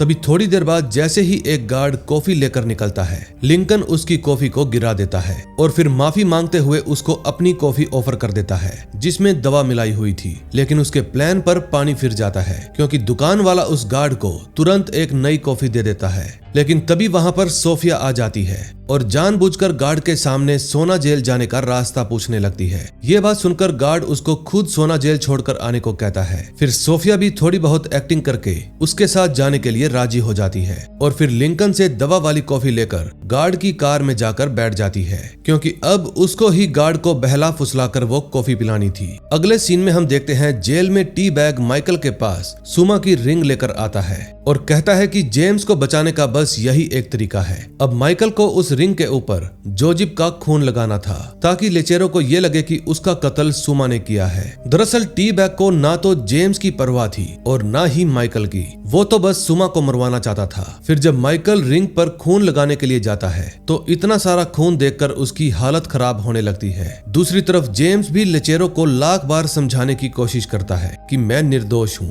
लेकिन लेचेरो उसकी बात पर बिल्कुल भी विश्वास नहीं करता। दूसरी तरफ वो गार्ड सुनसान जगह पर कार रोककर सोफिया के करीब आने की कोशिश करता है, लेकिन सोफिया झट से कह देती है कि मैं लेचेरो से मिलने के लिए जा रही हूँ। ये बात सुनते ही गार्ड की फट जाती है और फिर वो तुरंत डर के मारे उसको कार से उतरने के लिए कहता है। लेकिन नीचे उतरने से पहले सोफिया हाथ की सफाई दिखाते हुए उस गार्ड की कॉफी बदल देती है। इस समय लिंकन भी गन लेकर उनकी कार का पीछा कर रहा था। तभी उसके पास मॉर्गन का फोन आता है। मॉर्गन बताती है कि मैंने सारा की फोटो का जुगाड़ कर लिया है, इसलिए तुम आकर जल्दी से उस फोटो को ले जाओ। लेकिन लिंकन की आवाज और बोलने का लहजा सुनकर उसको समझने में बिल्कुल भी देर नहीं लगती कि माइकल और जेम्स आज ही भागने वाले हैं। ये बात जानकर मॉर्गन भड़क जाती है और गुस्से में एलजे को नुकसान पहुंचाने की धमकी देती है। दूसरी तरफ जेल में एक बड़ा ट्विस्ट सामने आता है।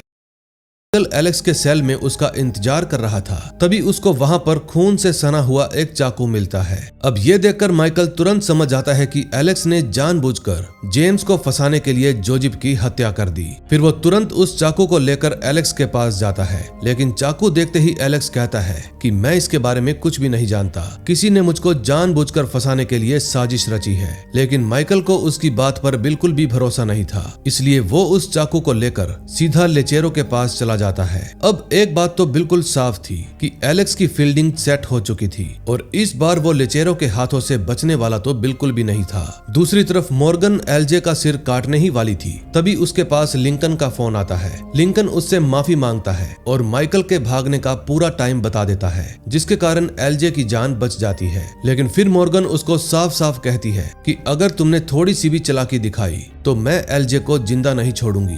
अगले सीन में हम देखते हैं जेल के अंदर सेलेंस और ऑफिसर लॉन्ग एलेक्स से मिलने के लिए आते हैं और उसको सिर्फ 4 साल की सजा का ऑफर देते हैं। अब अगर एलेक्स ये ऑफर भी नहीं मानता तो लेचेरो तो उसको वैसे भी मारने ही वाला था, इसलिए वो बिना किसी नाटक के तुरंत ये ऑफर मान जाता है। दूसरी तरफ माइकल जल्दी से लेचेरो के पास जाकर उसको वो खून वाला चाकू दिखा देता है, लेकिन अब बहुत देर हो चुकी थी क्योंकि एलेक्स को लेचेरो और माइकल के सामने ही जेल से बाहर ले जाया जा रहा था। ये देखकर लेचेरो का दिमाग खराब हो जाता है और फिर वो अपना पूरा गुस्सा जेम्स पर उतारने लगता है और ऊपर से माइकल भी उससे बहस कर बैठता है, जिसके कारण लेचेरो को और गुस्सा आने लगता है। फिर वो गुस्से में सुमा के दोस्त को सबके सामने मार डालता है और सबको चेतावनी देता है कि अगर किसी ने मेरे या मेरे भाई के साथ गद्दारी की तो उसका अंजाम इससे भी बुरा होगा। और ये चेतावनी देने के बाद वो माइकल और जेम्स को वहां से जाने को कहता है। दूसरी तरफ सुक्रे जेल की फेंस पर वो केमिकल डाल रहा था, तभी एक गार्ड जिसका नाम रफियल था उसके पास हालचाल पूछने के लिए आता है। लेकिन इस समय वो गार्ड नशे में था क्योंकि सोफिया ने जिस गार्ड के साथ कॉफी बदली थी वो कॉफी उसने पी ली थी। अगले सीन में हम देखते हैं लिंकन मॉर्गन के पास सारा की फोटो लेने के लिए जाता है, लेकिन मॉर्गन ने बड़ी ही चालाकी से उसको सारा की पुरानी फोटो दे दी जिसमें वो अखबार पकड़े हुए थी। उस फोटो में उसने पुराने अखबार को एडिट करके नया अखबार लगा दिया था। यह देखकर लिंकन समझ जाता है अगर माइकल जैसा तेज दिमाग वाला लड़का फॉक्स रिवर जैसी जेल तोड़ सकता है तो ये छोटी सी एडिटिंग भी पकड़ लेगा। फिर मॉर्गन उसको तुरंत टोकते हुए कहती है कि तुम ये फोटो माइकल को ध्यान से मत देखने देना, सिर्फ दूर से ही दिखाना। और ये कहकर वो लिंकन को अपनी कार से बाहर निकाल देती है। दूसरी तरफ जेल के अंदर लेचेरो सुमा के दोस्त की लाश को सबके सामने लटका देता है ताकि उसको देखकर कोई भी गद्दारी की हिम्मत ना करे, और साथ में आज का फुटबॉल मैच भी कैंसिल कर दिया जाता है। तभी कुछ देर बाद लिंकन माइकल से मिलने के लिए आता है और अब की बार वो खुद को रोक नहीं पाता, इसलिए माइकल को बता देता है कि कुछ दिन पहले कंपनी वालों ने सारा को मार दिया था। ये बात सुनकर माइकल सदमे में चला जाता है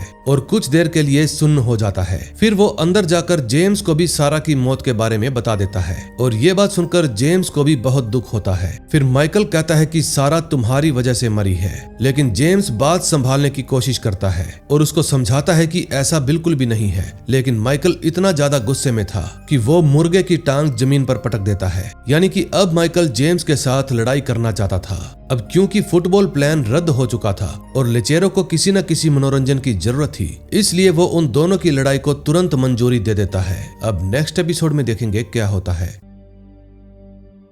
7th एपिसोड की शुरुआत माइकल और जेम्स से होती है, जो एक दूसरे के सामने खड़े होकर फाइट के कंफर्म होने का इंतजार कर रहे थे। तभी लेचेरो सभी को शांत करते हुए उनसे पूछता है कि तुम लोगों की दोस्ती अब दुश्मनी में क्यों बदल गई। फिर माइकल चिल्लाकर कहता है कि ये मेरा दोस्त नहीं है, बल्कि इसकी वजह से मेरी गर्लफ्रेंड की मौत हो गई। ये बात सुनकर लेचेरो उनको आखिरी चेतावनी देते हुए समझाता है कि अगर तुम लोग इस फाइट से पीछे हटना चाहते हो तो यही राइट टाइम है, क्योंकि एक बार मैंने फाइट सेट कर कर दी तो तुम्हारी फाइट तब तक खत्म नहीं होगी जब तक तुम दोनों में से एक मर नहीं जाएगा। फिर माइकल कहता है कि मुझे लड़ना है। ये बात सुनकर लेचेरो फाइट को सेट कर देता है और उनको 15 मिनट में तैयार होकर वापस आने के लिए कहता है। दूसरी तरफ सुक्रे जब अपने बच्चों के लिए पैसे भेजने की तैयारी कर रहा था तो लिंकन और सोफिया वहां पर आ जाते हैं। फिर लिंकन उसको पैसे देकर वहां से जाने के लिए कहता है। फिर सोफिया भी कार में गैस भरवाने के लिए चली जाती है। तभी सुक्रे लिंकन को समझाते हुए बताता है कि अगर तुम्हारा प्लान सही से काम नहीं किया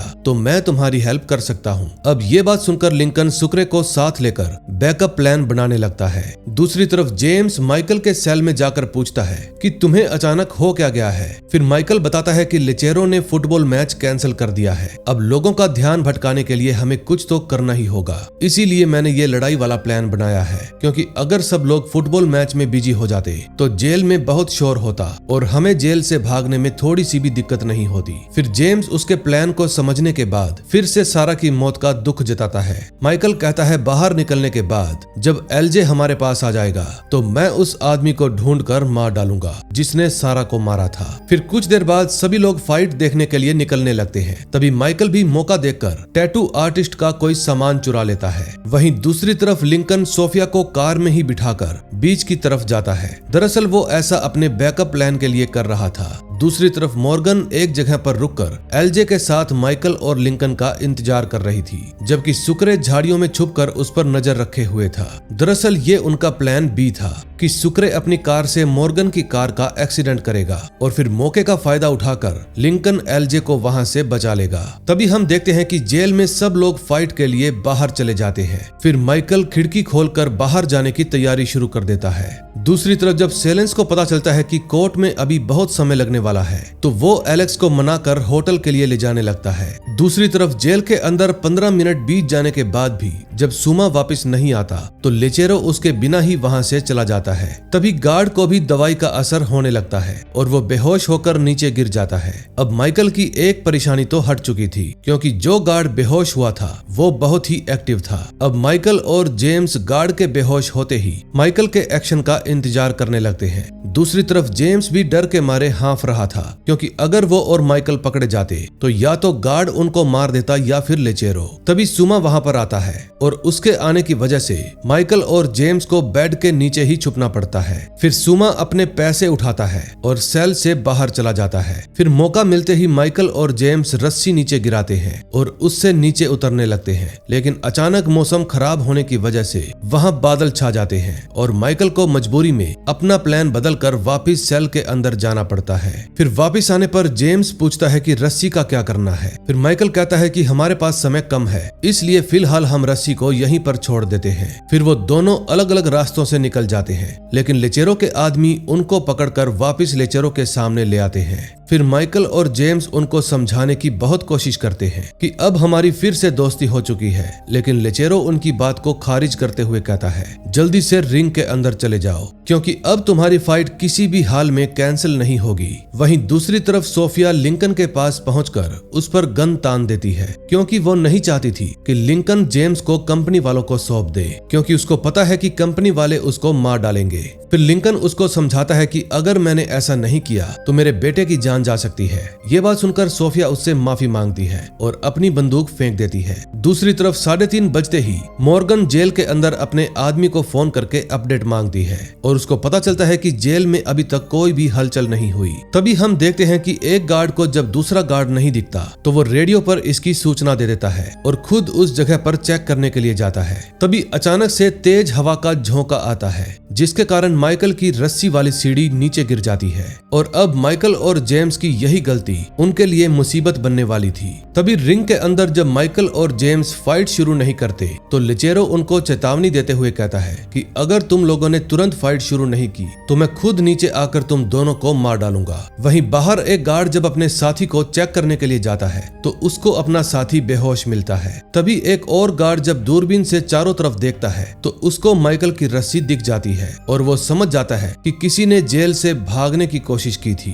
अब माइकल और जेम्स को भी मजबूरी में आकर फाइट शुरू करनी ही पड़ती है। लेकिन तभी जेल के अलार्म बज जाते हैं और अलार्म की आवाज सुनकर मॉर्गन भी समझ जाती है कि जेल में कुछ गड़बड़ हुई है और अब वो लोग भाग नहीं पाएंगे। अब लिंकन भी ये बात समझ जाता है कि प्लान में कुछ गड़बड़ हो गई, इसलिए अब वो अपना दूसरा प्लान एक्टिवेट करता है। अब वो अपना आइस बॉक्स ढककर सोफिया की कार लेकर तुरंत सुक्रे के पास निकल जाता है ताकि अपने बेटे को बचा सके। अब जेल में भी पूरी फोर्स इकट्ठी हो जाती है। तभी कर्नल आकर लेचेरो को नीचे बुलाता है और सबको चेतावनी देता है कि जो भी भागने की कोशिश कर रहा था मैं उसको ढूंढ कर ही रहूंगा। दूसरी तरफ मॉर्गन लिंकन के पास कॉल करके पूछती है कि वो लोग जेल से आए या नहीं। फिर लिंकन झूठ कह देता है कि इस समय वो लोग मेरी डिग्गी में है। जेल के अंदर कर्नल रस्सी वाले सेल के बारे में लेचेरो से पूछता है, लेकिन लेचेरो उसको नहीं बताता। फिर वो गुस्से में उसके एक आदमी को पकड़कर पूछताछ करता है और जब वो भी कुछ नहीं बताता तो वो उसको उसी सेल का समझकर गोली मार देता है। फिर कर्नल लेचेरो को डांटते हुए कहता है कि अगर तुम जेल को कंट्रोल नहीं कर पा रहे तो तुम्हें बदल दिया जाएगा। फिर सुमा लेचेरो के पास जाकर कहता है कि मेरे लोग बिल्कुल भी दोषी नहीं है, शायद मैं जानता हूँ ये काम किसका होगा, जरूर ये काम माइकल का होगा। दूसरी तरफ मॉर्गन के पास भी उसके आदमी की कॉल आ जाती है कि माइकल और जेम्स भाग नहीं पाए। ये बात सुनते ही वो तय करती है कि वो एलजे को तुरंत वहां से ले जाएगी। इस समय सुक्रे भी लिंकन से बात कर रहा था, लेकिन तभी सिग्नल कट जाता है, इसलिए सुक्रे अकेले ही उनको रोकने के लिए निकल पड़ता है और अपनी गाड़ी को अचानक से मॉर्गन की वैन के सामने ले आता है, जिसके कारण उन दोनों गाड़ियों का भयानक एक्सीडेंट हो जाता है। फिर लिंकन वहां पर पहुंचकर मॉर्गन को बुरी तरह से पीटता है और उसके एक आदमी को मार देता है। फिर वो मॉर्गन पर अपनी बंदूक तानकर एलजे को छोड़ने के लिए कहता है, लेकिन मॉर्गन उसको समझाती है कि जिस डिपार्टमेंट में मैं काम करती हूँ वहाँ लोग मरते भी हैं और मारते भी हैं, इसलिए अगर तुम अपने बेटे की कुर्बानी देना चाहते हो तो बेझिझक मुझे गोली मार दो। फिर मजबूरी में लिंकन अपनी गन नीचे कर देता है और मॉर्गन को समझाता है कि हम लोग अभी भी जेम्स को बाहर निकाल सकते हैं, बस मुझे एक बार जाकर माइकल से बात करनी होगी और पता करना होगा कि अंदर हुआ क्या था। फिर मॉर्गन उसकी बात मानकर वहां से चली जाती है। फिर लिंकन सुक्रे को भी होश में लाता है, जो कि एक्सीडेंट की वजह से बेहोश हो गया था। तभी रास्ते में पड़े बॉडी बैग देखकर लिंकन समझ जाता है कि अगर जेम्स मॉर्गन के हाथ लग जाता तो उसके लोग हम सभी को मार डालते। दूसरी तरफ जेल के अंदर सुमा माइकल को लेचेरो के पास लेकर जाता है और पूछता है कि तुम किस तरह की मौत चाहते हो। फिर लेचेरो सुमा को रोकते हुए खुद माइकल से बात करता है और उसकी रस्सी खोल देता है। लेचेरो पूछता है कि क्या तुम सच में भागने का प्लान बना रहे थे, लेकिन माइकल मना कर देता है। फिर लेचेरो कहता है कि अगर तुम यहाँ से भागना चाहते थे तो तुम्हें इस प्लान पर काम करना पड़ेगा और इस बार मैं खुद तुम्हारे साथ जाऊंगा क्योंकि मुझे भी इस जेल से निकलना है। दूसरी तरफ ड्रग्स न मिलने के कारण एलेक्स की हालत बिगड़ती जा रही थी। तभी सेलेस उसको बताता है कि कोर्ट के लोग पहुंच चुके हैं, लेकिन छुट्टी का समय होने वाला है, इसलिए हमारी सुनवाई कल होगी। फिर एलेक्स जोर देता है कि सुनवाई आज ही होनी चाहिए। अब इस बात पर उन दोनों में बहस होने लगती है, इसलिए सेलेस उसको हथकड़ी लगाने का आदेश दे देता है। फिर ऑफिसर लैंग भी एलेक्स से माफी मांगते हुए उसको हथकड़ी लगा देती है। दूसरी तरफ जेल में जब माइकल जेम्स को ढूंढ रहा था तो उसकी नजर बेलिक पर पड़ती है, जो सारा की मौत की वजह से बहुत दुखी था। तभी कुछ देर बाद जेम्स से मिलने के लिए मॉर्गन आती है और पूछती है कि तुम कितने दिनों में भागकर अपना ये मिशन पूरा कर सकते हो। फिर जेम्स कहता है हमें लगभग 4 दिन और लगेंगे। अब इनकी बातचीत से एक बात तो साफ हो जाती है कि जेम्स ने अब तक जो भी कहानी सुनाई थी वो सब झूठ थी, क्योंकि असल में ये भी कंपनी का ही आदमी है और वो भी छोटा मोटा नहीं बल्कि किसी अच्छी पोस्ट वाला। लेकिन माइकल भी कच्चा खिलाड़ी नहीं था, वो छुपकर इनकी बातें सुन लेता है और इसी धमाकेदार ट्विस्ट के साथ 7th एपिसोड का एंड हो जाता है। अब नेक्स्ट एपिसोड में देखेंगे क्या होता है। 8वें एपिसोड की शुरुआत सोना प्रिजन से होती है, जहां माइकल की मुलाकात लुइस से होती है। दरअसल लुइस अपने पिता से मिलने जाने वाला था और आज उसने नए कपड़े भी पहने हुए थे, इसलिए वो माइकल से पूछता है कि मेरी ड्रेस कैसी लग रही है। माइकल उसकी ड्रेस की तारीफ करता है। तभी थोड़ी देर बाद माइकल लिंकन से मिलता है और उससे एलजे के बारे में पूछता है, क्योंकि अब माइकल को अपने भतीजे की चिंता हो रही थी, क्योंकि अगर वो लोग सारा को मार सकते हैं तो एलजे को भी मार सकते हैं। फिर लिंकन बताता है कि फिलहाल एलजे बिल्कुल ठीक है, लेकिन उन्होंने हमें सिर्फ 4 दिन दिए हैं। इन 4 दिनों के अंदर तुम्हें यहाँ से भागना होगा। फिर जब माइकल वहां से जाने लगता है तो लिंकन उसको बॉडी बैग वाली बात बताता है कि मुझे उस एक्सीडेंट वाली कार में डेड बॉडी रखने वाले बैग मिले थे, यानी कि काम पूरा होने के बाद कंपनी के लोग हम लोगों को मारने वाले थे।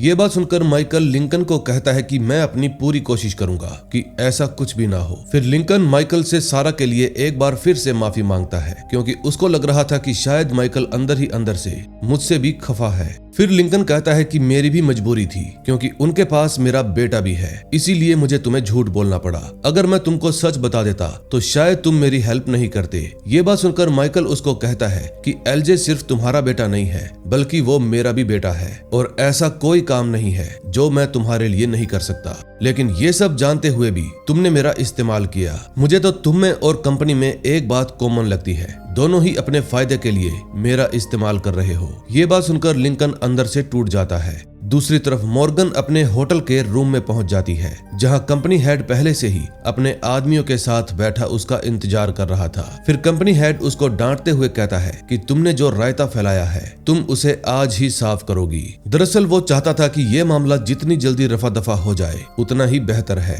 लेकिन मॉर्गन उसको समझाती है कि हमें अपना एक एक कदम सोच समझकर रखना चाहिए, क्योंकि ये बहुत ही संवेदनशील मामला है। अब ये बात कंपनी हेड को बिल्कुल भी पसंद नहीं आती, इसलिए वो अपने आदमियों से कहकर मॉर्गन की धुलाई करवाता है और कहता है कि मुझे सिर्फ काम पूरा चाहिए, तुम्हारा काम मेरे ऑर्डर्स मानना है, मुझे सलाह देना नहीं। फिर वहां से निकलकर मॉर्गन जेम्स से मिलती है और उसको अपना आगे का प्लान बताती है। वो कहती है कि तुम शाम 5 बजे तैयार रहना और आज तुम्हें माइकल को भी खत्म करना है। इस समय जेल के अंदर माइकल और लेचेरो आपस में बातें कर रहे थे। तभी सुमा लेचेरो को समझाता है कि हमारी टीम के लोग बहुत ही कम होते जा रहे हैं, इसलिए हमें क्रिस्टोबल और उसकी गैंग को अपनी टीम में शामिल कर लेना चाहिए। ये बात सुनकर लेचेरो सुमा से उसको ऊपर बुलाने के लिए कहता है। दूसरी तरफ मॉर्गन भी अपने मिशन पर काम शुरू कर देती है। तभी हम देखते हैं कि सोफिया के पास एक अपार्टमेंट के मालिक का फोन आता है। सोफिया को तो उस अपार्टमेंट के बारे में कुछ भी पता नहीं था, और यहाँ तक कि उसको तो ये भी पता नहीं था कि जेम्स ने उसको कब खरीदा। फिर अपार्टमेंट का पुराना मालिक बताता है कि जेम्स ने ये अपार्टमेंट कई साल पहले खरीदा था। फिर सोफिया उससे उस अपार्टमेंट का एड्रेस लेती है और वहां पर जाने का फैसला करती है। अब क्योंकि कंपनी वालों ने उसका फोन टैप कर रखा था, इसलिए मॉर्गन को भी इस बारे में पता चल जाता है और वो भी अपार्टमेंट के लिए निकल पड़ती है। दूसरी तरफ जेम्स एलेक्स की जानकारी वाले एक कागज को जला देता है। फिर जब माइकल उससे पूछता है कि तुम्हारा प्लान क्या है, तो जेम्स गुस्से में वहां से चला जाता है और एक कैदी से हथियार खरीद लेता है। दरअसल वो हथियार उसने माइकल के लिए ही खरीदा था। इसके बाद टी बैग माइकल को एक मैसेज देता है। फिर जब माइकल उसको खोलकर देखता है तो उसमें यहाँ के अंडरग्राउंड रास्तों का मैप था, जो कि उसके लिए लेचेरो ने भेजा था, क्योंकि वो भी चाहता है कि अब माइकल और जेम्स दोनों मिलकर यहाँ से भागने का प्लान बनाए, ताकि वो भी उनके साथ आसानी से यहाँ से निकल जाए। फिर माइकल जेम्स को साथ लेकर उस रास्ते से नीचे जाता है, लेकिन नीचे का दरवाजा लॉक था। अब जेम्स को भी एक मौका मिल जाता है, इसलिए वो अपने खरीदे हुए हथियार से माइकल को मारने के बारे में सोचता है। लेकिन ऐन मौके पर वहां पर लेचेरो आ जाता है और उनको एक टनल दिखाता है। फिर लेचेरो उनको इस टनल की कहानी बताता है कि पहले कैदी इसी रास्ते से ए ब्लॉक से बी ब्लॉक तक जाया करते थे, लेकिन दंगे के बाद ए ब्लॉक बंद कर दिया गया, इसलिए अब इस रास्ते से कोई भी आता जाता नहीं है और अब हम इसी रास्ते से भाग सकते हैं। लेकिन माइकल कहता है कि आगे का रास्ता कमजोर है, अगर हमने नीचे खुदाई की तो टनल गिर सकती है, इसलिए नीचे नहीं बल्कि ऊपर की तरफ टनल बनाकर भागना सही रहेगा, नहीं तो ये पूरा ढांचा गिर सकता है। दूसरी तरफ जब सोफिया अपार्टमेंट में पहुंचती है तो उसका पुराना मालिक उसको जेम्स के बारे में वार्न करता है और वहां से चला जाता है। थोड़ी देर बाद सोफिया को जेम्स का नकली पासपोर्ट भी मिल जाता है, जिसमें उसका झूठा नाम लिखा हुआ था। अब सोफिया को भी शक हो जाता है कि जेम्स कोई मामूली मछुआरा नहीं बल्कि कोई बड़ा आदमी है। इतने में मॉर्गन वहां पर आ जाती है और सोफिया के हाथ से जेम्स का पासपोर्ट छीनकर उसको चेतावनी देती है कि अगर तुमने ज्यादा छानबीन की तो तुम्हारी लाइफ खतरे में पड़ जाएगी और शायद तुम्हारी वजह से जेम्स की भी। दूसरी तरफ सोना जेल के अंदर जेम्स ऊपर जाने की तैयारी कर रहा था, क्योंकि उसकी सांस फूली हुई थी और उसको बाहर की हवा चाहिए थी। फिर माइकल उसको रोकने की कोशिश करता है, लेकिन जेम्स कहता है कि मुझे बाहर जाना ही पड़ेगा वरना मैं मर जाऊंगा। अब उन दोनों के बीच में लड़ाई होने ही वाली थी कि लेचेरो उनको रोक देता है और फिर मौका पाते ही जेम्स ऊपर चला जाता है। जेम्स के जाने के बाद माइकल लेचेरो से फोन मांगता है, लेकिन लेचेरो साफ साफ इनकार कर देता है। दूसरी तरफ लिंकन एक बैकअप प्लान पर काम कर रहा था, इसलिए वो एक गन फायर की आवाज को रिकॉर्ड करता है। तभी हम देखते हैं कि माइकल भी लुइस को बुलाकर उसके पिता की हेल्प से लिंकन को मैसेज भेजने का प्लान बनाता है। फिर लुइस अपने पिता को माइकल का मैसेज लिंकन तक पहुंचाने को कहता है और थोड़ी देर बाद लुइस के पापा लिंकन को कॉल करके वो मैसेज दे देते हैं। फिर कुछ देर बाद जेल में सोफिया जेम्स से मिलने के लिए आती है, जहां जेम्स उसको आज रात लिंकन से दूर रहने के लिए कहता है। फिर जब सोफिया वहां से निकलती है तो उसकी मुलाकात लिंकन और सुक्रे से हो जाती है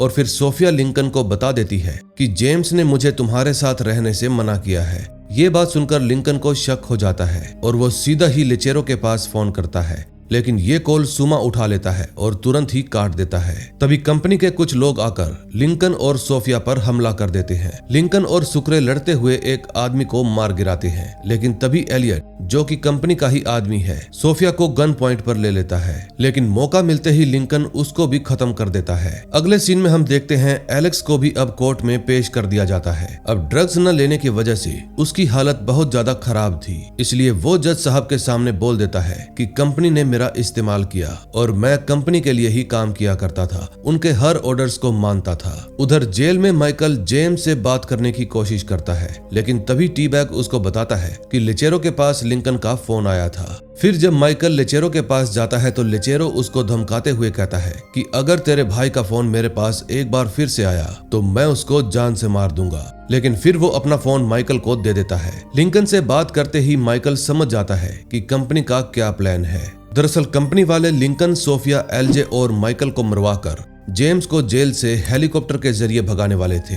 तभी जेम्स भी मौका देखकर छत पर पहुंचकर हेलीकॉप्टर का इंतजार करने लगता है, लेकिन तभी माइकल भी वहां पर आ जाता है और फिर उन दोनों में लड़ाई शुरू हो जाती है। हेलीकॉप्टर आते ही भारी फायरिंग शुरू हो जाती है, लेकिन गार्ड उस हेलीकॉप्टर पर हमला कर देते हैं, जिसके कारण हेलीकॉप्टर को वापस लौटना पड़ता है। फिर ये सब देखकर जेम्स नीचे भाग जाता है और माइकल पकड़ा जाता है। अंत में सभी कैदियों को इकट्ठा किया जाता है और फिर जनरल माइकल के पास आकर कहता है कि जब से तुम आए हो इस जेल से 3 बार भागने की कोशिश हुई है और ये कोई इत्तेफाक नहीं हो सकता। फिर वो अपने आदमियों को आदेश देता है कि माइकल को बाहर लाया जाए। फिर जब माइकल को बाहर लाया जाता है तो इसी के साथ इस एपिसोड का एंड हो जाता है। अब नेक्स्ट एपिसोड में देखेंगे क्या होता है। 9th एपिसोड में हम देखते हैं जनरल माइकल को अपने ऑफिस में लेकर जाता है और इस समय सभी लोग उसको ही देख रहे थे। फिर अपने ऑफिस में ले जाकर जनरल उससे सवाल करता है कि क्या तुम उस हेलीकॉप्टर में अकेले ही भागने वाले थे या कोई और भी तुम्हारी हेल्प कर रहा था। फिर माइकल उसको बताता है कि मैं इस बारे में कुछ भी नहीं जानता। फिर जनरल उससे एक बार फिर से सवाल करता है, लेकिन अब भी माइकल सेम जवाब देता है। फिर जनरल उसको बाहर लेकर जाता है और दोबारा से वही सवाल करता है, लेकिन माइकल भी वही जवाब देता है। फिर जनरल उसको हॉट बॉक्स दिखाते हुए समझाता है कि इसके अंदर अच्छे अच्छे लोग बोलने लगते हैं, क्योंकि ये पनामा का सूरज है जिसकी धूप की किरणें मौत से कम नहीं है। लेकिन जब माइकल फिर भी जबान नहीं खोलता तो जनरल उसको बॉक्स के अंदर बंद करके चला जाता है। अब धीरे धीरे इस बॉक्स का तापमान 100 डिग्री से भी ऊपर हो जाता है। अब माइकल की हालत बहुत ज्यादा खराब होने वाली थी, क्योंकि इस बॉक्स का तापमान 100 से भी ज्यादा हो सकता है। अब लेचेरो को भी ये लगने लगा था कि माइकल का अंत अब नजदीक है, जो कि सही भी है। तभी थोड़ी देर बाद हम देखते हैं कि धूप की वजह से माइकल की हालत बहुत ज्यादा खराब होने लगती है और उसको अब सांस लेने में भी दिक्कत होने लगती है। वहीं दूसरी तरफ लिंकन सोफिया को समझाने की कोशिश करता है कि जेम्स अच्छा आदमी नहीं है, लेकिन सोफिया को अभी भी जेम्स पर भरोसा था, क्योंकि जेम्स ने उसका अच्छे से ब्रेन वॉश किया हुआ था। तभी मॉर्गन वहां पर आती है और जबरदस्ती लिंकन को अपने साथ ले जाती है। फिर जाने से पहले वो सोफिया से कहती है कि आजकल मैं जहां भी जाती हूँ मुझे तुम ही दिखाई देती हो। अब उसकी इस बात का मतलब ये था कि उसका अगला टारगेट सोफिया ही होने वाली है। दूसरी तरफ लैंग एलेक्स को सोना जेल छोड़ने से पहले अपने पिता का लकी कॉइन देती है और बताती है कि इस कॉइन ने मेरे पिता की हर बार हेल्प की है। अब इससे एक बात तो जाहिर हो जाती है कि लैंग को एलेक्स की फिक्र है। दूसरी तरफ मॉर्गन लिंकन को एक सीक्रेट लोकेशन पर ले जाकर उसके बेटे एलजे से मिलवाती है। फिर एलजे अपने पापा से मिलकर बताता है कि कंपनी के लोग किसी साए की तरह आपके हर मूवमेंट पर नजर रख रहे हैं। जहां जहां भी आप जाते हो कंपनी वाले आपके पीछे आ रहे हैं। वहीं दूसरी तरफ जेल के अंदर जाते समय एलेक्स को माइकल दिख जाता है और जब वो अंदर जाकर जेम्स से मिलता है तो जेम्स उसको बताता है कि भले ही माइकल इस समय मुसीबत में है, लेकिन उसका प्लान अभी भी पूरी तरह से सेफ है। तभी हम देखते हैं कि एक कैदी फील्ड के बीच में उल्टी कर देता है और जब वो उसको साफ करने के लिए बेलिक से हेल्प मांगता है तो बेलिक उसको मना कर देता है और उल्टा उससे लड़ते हुए उसी उल्टी के अंदर धकेल देता है। जिसकी वजह से उस आदमी के पैर पर उल्टी लग जाती है और उस आदमी को ये हरकत बिल्कुल भी पसंद नहीं आती। अब बेलिक की ये हरकत उसके लिए मुसीबत बनने वाली थी। दूसरी तरफ जब सुक्रे सोना पहुंचने वाला था तो लेचेरो का भाई अगस्टो उसके साथ फिर से टकरा जाता है और उसको एक पैकेट देकर डिलीवर करने को कहता है। सुक्रे को पता था कि ये पैकेट ले जाने में बहुत ज्यादा जोखिम है, इसलिए सुक्रे अगस्टो को मना कर देता है। लेकिन जब अगस्टो बंदूक दिखाता है तो उसको मजबूरी में वो पैकेट लेना ही पड़ता है। दूसरी तरफ सुक्रे अपने एक गार्ड दोस्त को माइकल को पानी पिलाने के लिए कहता है, लेकिन वो गार्ड आनाकानी करने लगता है क्योंकि उसको तो किसी भी झमेले में नहीं पड़ना था। फिर सुक्रे उसको खुद पानी पिलाने की इजाजत लेता है क्योंकि उसको बहाने से माइकल से बात करनी थी। फिर वो माइकल के पास जाकर उससे बात करते हुए सारा के लिए दुख जताता है। फिर माइकल उसको सलाह देता है कि तुम इस झमेले से दूर चले जाओ क्योंकि मैं नहीं चाहता कि तुम्हें कोई परेशानी उठानी पड़े। तभी कुछ देर बाद जेम्स और लेचेरो दोनों मिलकर माइकल के प्लान के अनुसार दीवार तोड़ने की कोशिश करते हैं, लेकिन ऊपर से पत्थर गिरने की वजह से लेचेरो समझ जाता है कि वे लोग माइकल के बिना ये काम पूरा नहीं कर सकते क्योंकि माइकल एक इंजीनियर है, उसको मालूम है कि कौन से स्ट्रक्चर को कैसे तोड़ना है। फिर जब लेचेरो जेम्स को साथ लेकर बाहर जाने लगता है तो टी बैग उनको देख लेता है। दूसरी तरफ जनरल फिर से माइकल के पास जाकर उसको समझाता है कि तुम इस गर्मी में मर जाओगे और किसी का कुछ नहीं बिगड़ेगा, लेकिन माइकल कहता है कि मैं तुमको कुछ भी नहीं बता सकता क्योंकि मुझको तो कुछ मालूम ही नहीं है। फिर वो जनरल को समझाता है कि तुम नहीं जानते कि कंपनी कितनी ताकतवर है और अगर मुझे कुछ हुआ तो तुम भी मुसीबत में आ जाओगे। फिर जनरल उसको बताता है कि मुझे भी कम मत समझना, इस जेल के सबसे बड़े गुंडे लेचेरो को मैंने ही जेल में डलवाया था, जो कि कभी पनामा का अपराध का राजा हुआ करता था। अब तुम्हें ही ये तय करना है कि तुम अपनी जान दोगे या फिर वो राज बताओगे। दरअसल ये बात बताकर जनरल माइकल को ये बताना चाहता था कि वो भी कोई कच्चा खिलाड़ी नहीं है जो कंपनी के नाम से डर जाएगा।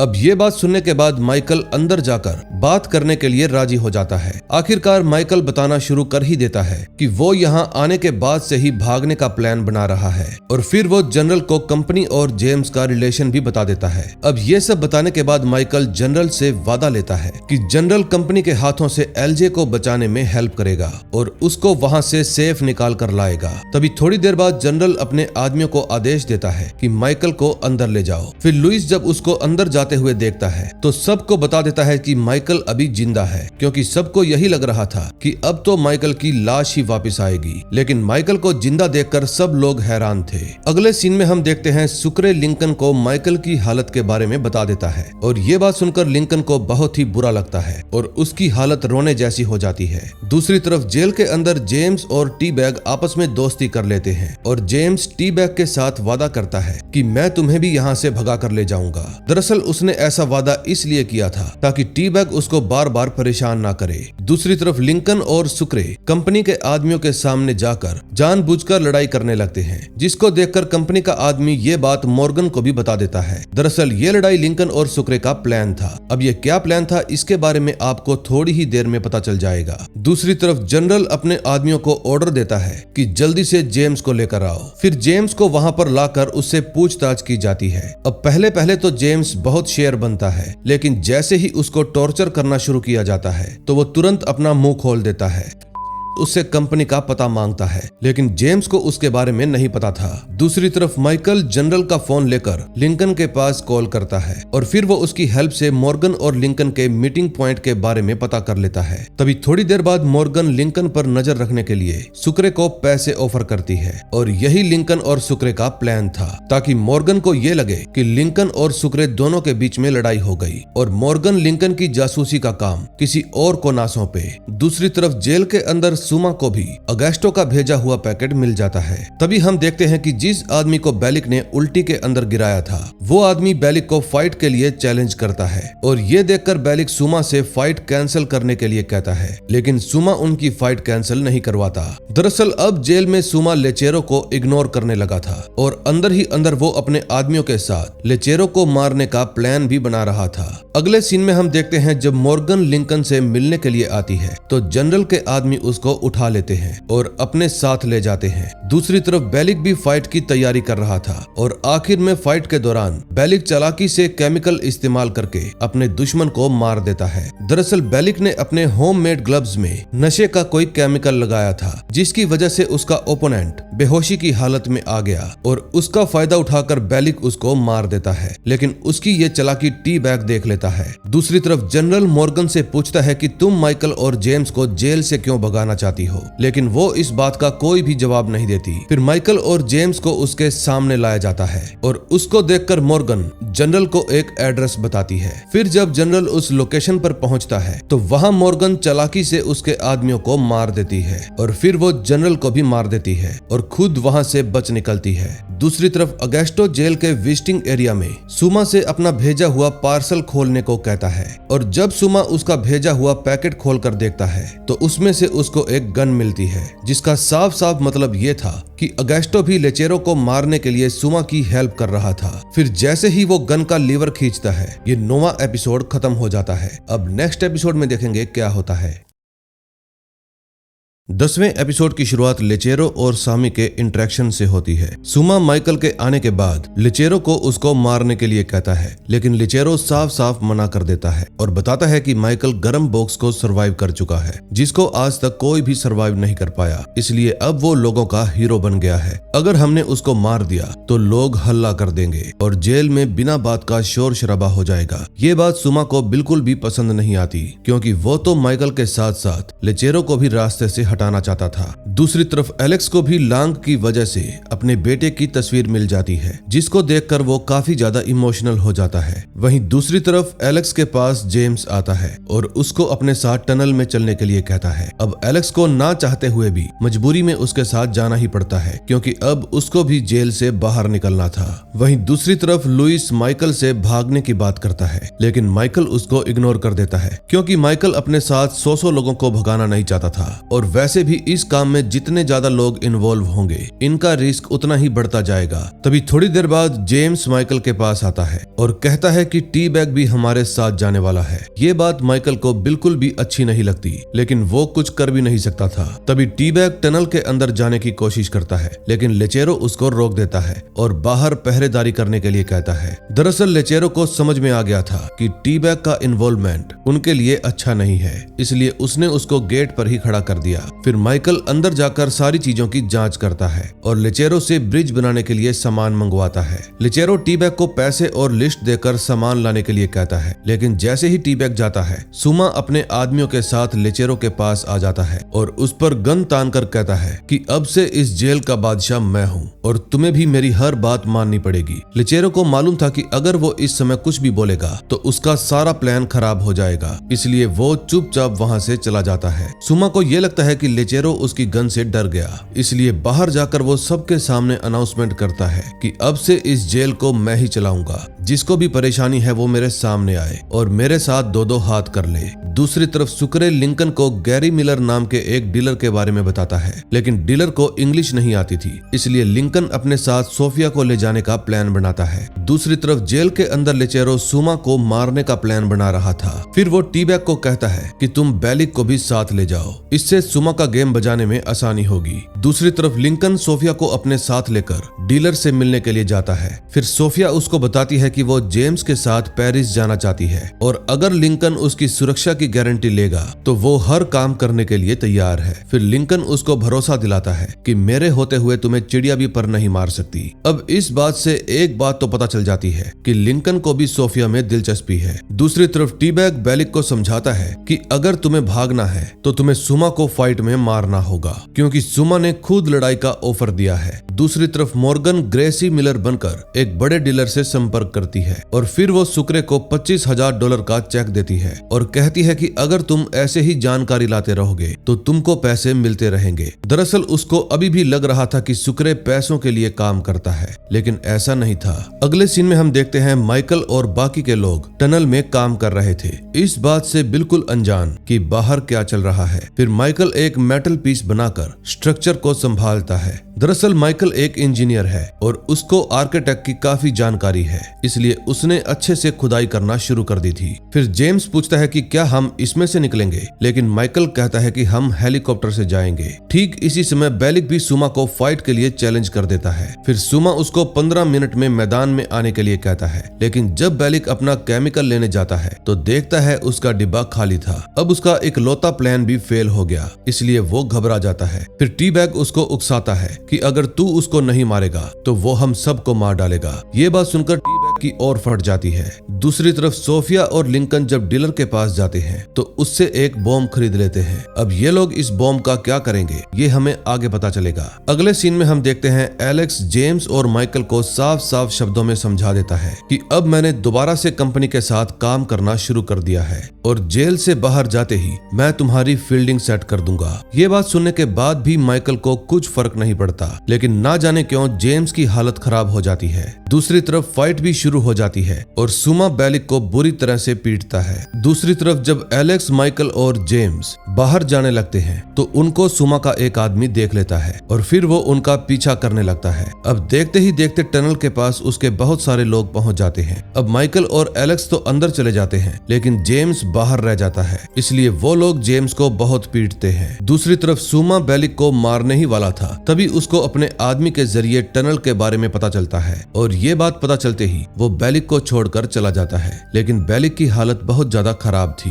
अब हालातों को बिगड़ता देख माइकल और एलेक्स अपनी तैयारी शुरू कर देते हैं। एलेक्स पत्थर तोड़कर सरिया बाहर निकालता है और माइकल स्पोर्ट स्ट्रक्चर अपने पास रख लेता है। दरअसल माइकल अपना दिमाग लगा के कुछ हथियार बना रहा था। जब दरवाजा नहीं खुलता तो सुमा उनको धमकी देता है, लेकिन धमकी के बावजूद भी जब गेट नहीं खुलता तो वो लेचेरो को बुलाकर गेट खोलने के लिए कहता है। फिर देखते ही देखते लेचेरो और सुमा में बहस होने लगती है, इसलिए सुमा गन फायर कर देता है और वो गोली लेचेरो के साइड से होकर निकल जाती है। अब गोली की आवाज सुनकर मजबूरी में माइकल को गेट खोलना ही पड़ता है। फिर सुमा अंदर आता है और माइकल पर गुस्सा होने लगता है। माइकल उसको समझाता है कि स्ट्रक्चर एकदम तैयार है, लेकिन जैसे ही सुमा उस पर चढ़ता है पूरा ढांचा टूटकर उसी पर गिर जाता है और उसकी वहीं पर मौत हो जाती है। अब अच्छी बात तो ये थी कि उसको दफनाने की भी जरूरत नहीं पड़ती, क्योंकि वो तो खुद ब खुद मिट्टी में दफन हो गया। अब दोस्तों यही था माइकल का प्लान और इससे आपको अंदाजा हो ही गया होगा कि इसका दिमाग कितना ज्यादा खतरनाक है।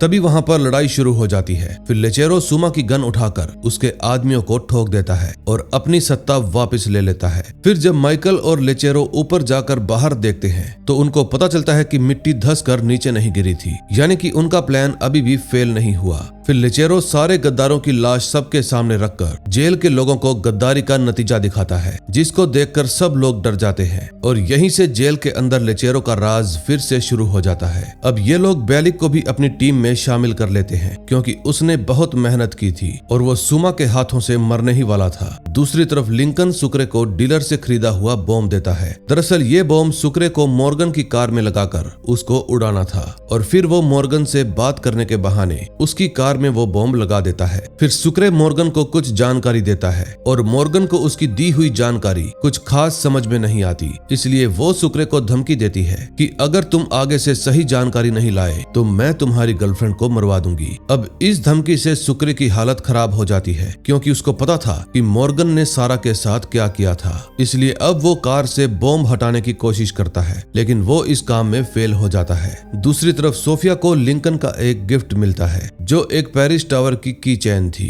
सोफिया को लिंकन का ये गिफ्ट काफी पसंद आता है। दूसरी तरफ जेल में जेम्स माइकल से पूछता है कि क्या तुम सच में इंजीनियर हो या फिर बस ऐसे ही लोगों को बेवकूफ बना रहे हो। दरअसल उसको लग रहा था कि सुमा पर जो स्ट्रक्चर गिरा था वो माइकल के सही से काम ना करने की वजह से गिरा था, लेकिन उसको ये नहीं पता था कि ये माइकल का उसको मारने का प्लान था। तभी थोड़ी देर बाद एलेक्स माइकल को दिलासा देते हुए कहता है कि इस जेल से ही भागना मुश्किल है, इसमें तुम्हारी कोई गलती नहीं। दूसरी तरफ सोफिया को भी जेम्स पर बहुत गुस्सा आ रहा था, इसलिए वो उसका सारा सामान फेंकने लगती है। तभी उसको कुछ कुछ अजीब सा लगता है, इसलिए वो जेम्स का सामान चेक करने लगती है, जिसमें उसको एक सूटकेस मिलता है। अब उसका जेम्स पर शक और भी गहरा हो जाता है। अगले सीन में हम देखते हैं माइकल के पास लुइस आता है और वो उसको अपने सारे पैसे देकर कहता है, प्लीज मुझे भी यहाँ से ले चलो। लेकिन माइकल को पैसों का लालच नहीं था, इसलिए वो उसको साफ साफ मना कर देता है। तभी कुछ देर बाद लिंकन माइकल से मिलने के लिए आता है। लिंकन बताता है कि जेम्स का पासपोर्ट फेक है। अब इस बात से माइकल के मन में एक सवाल उठता है कि अगर वो फिशरमैन नहीं है तो आखिर है कौन, वो कौन है और क्या काम करता है, और कंपनी वाले उसको बाहर क्यों निकालना चाहते हैं। अब इसी सवाल के साथ 10वें एपिसोड का एंड हो जाता है। अब नेक्स्ट एपिसोड में देखेंगे क्या होता है।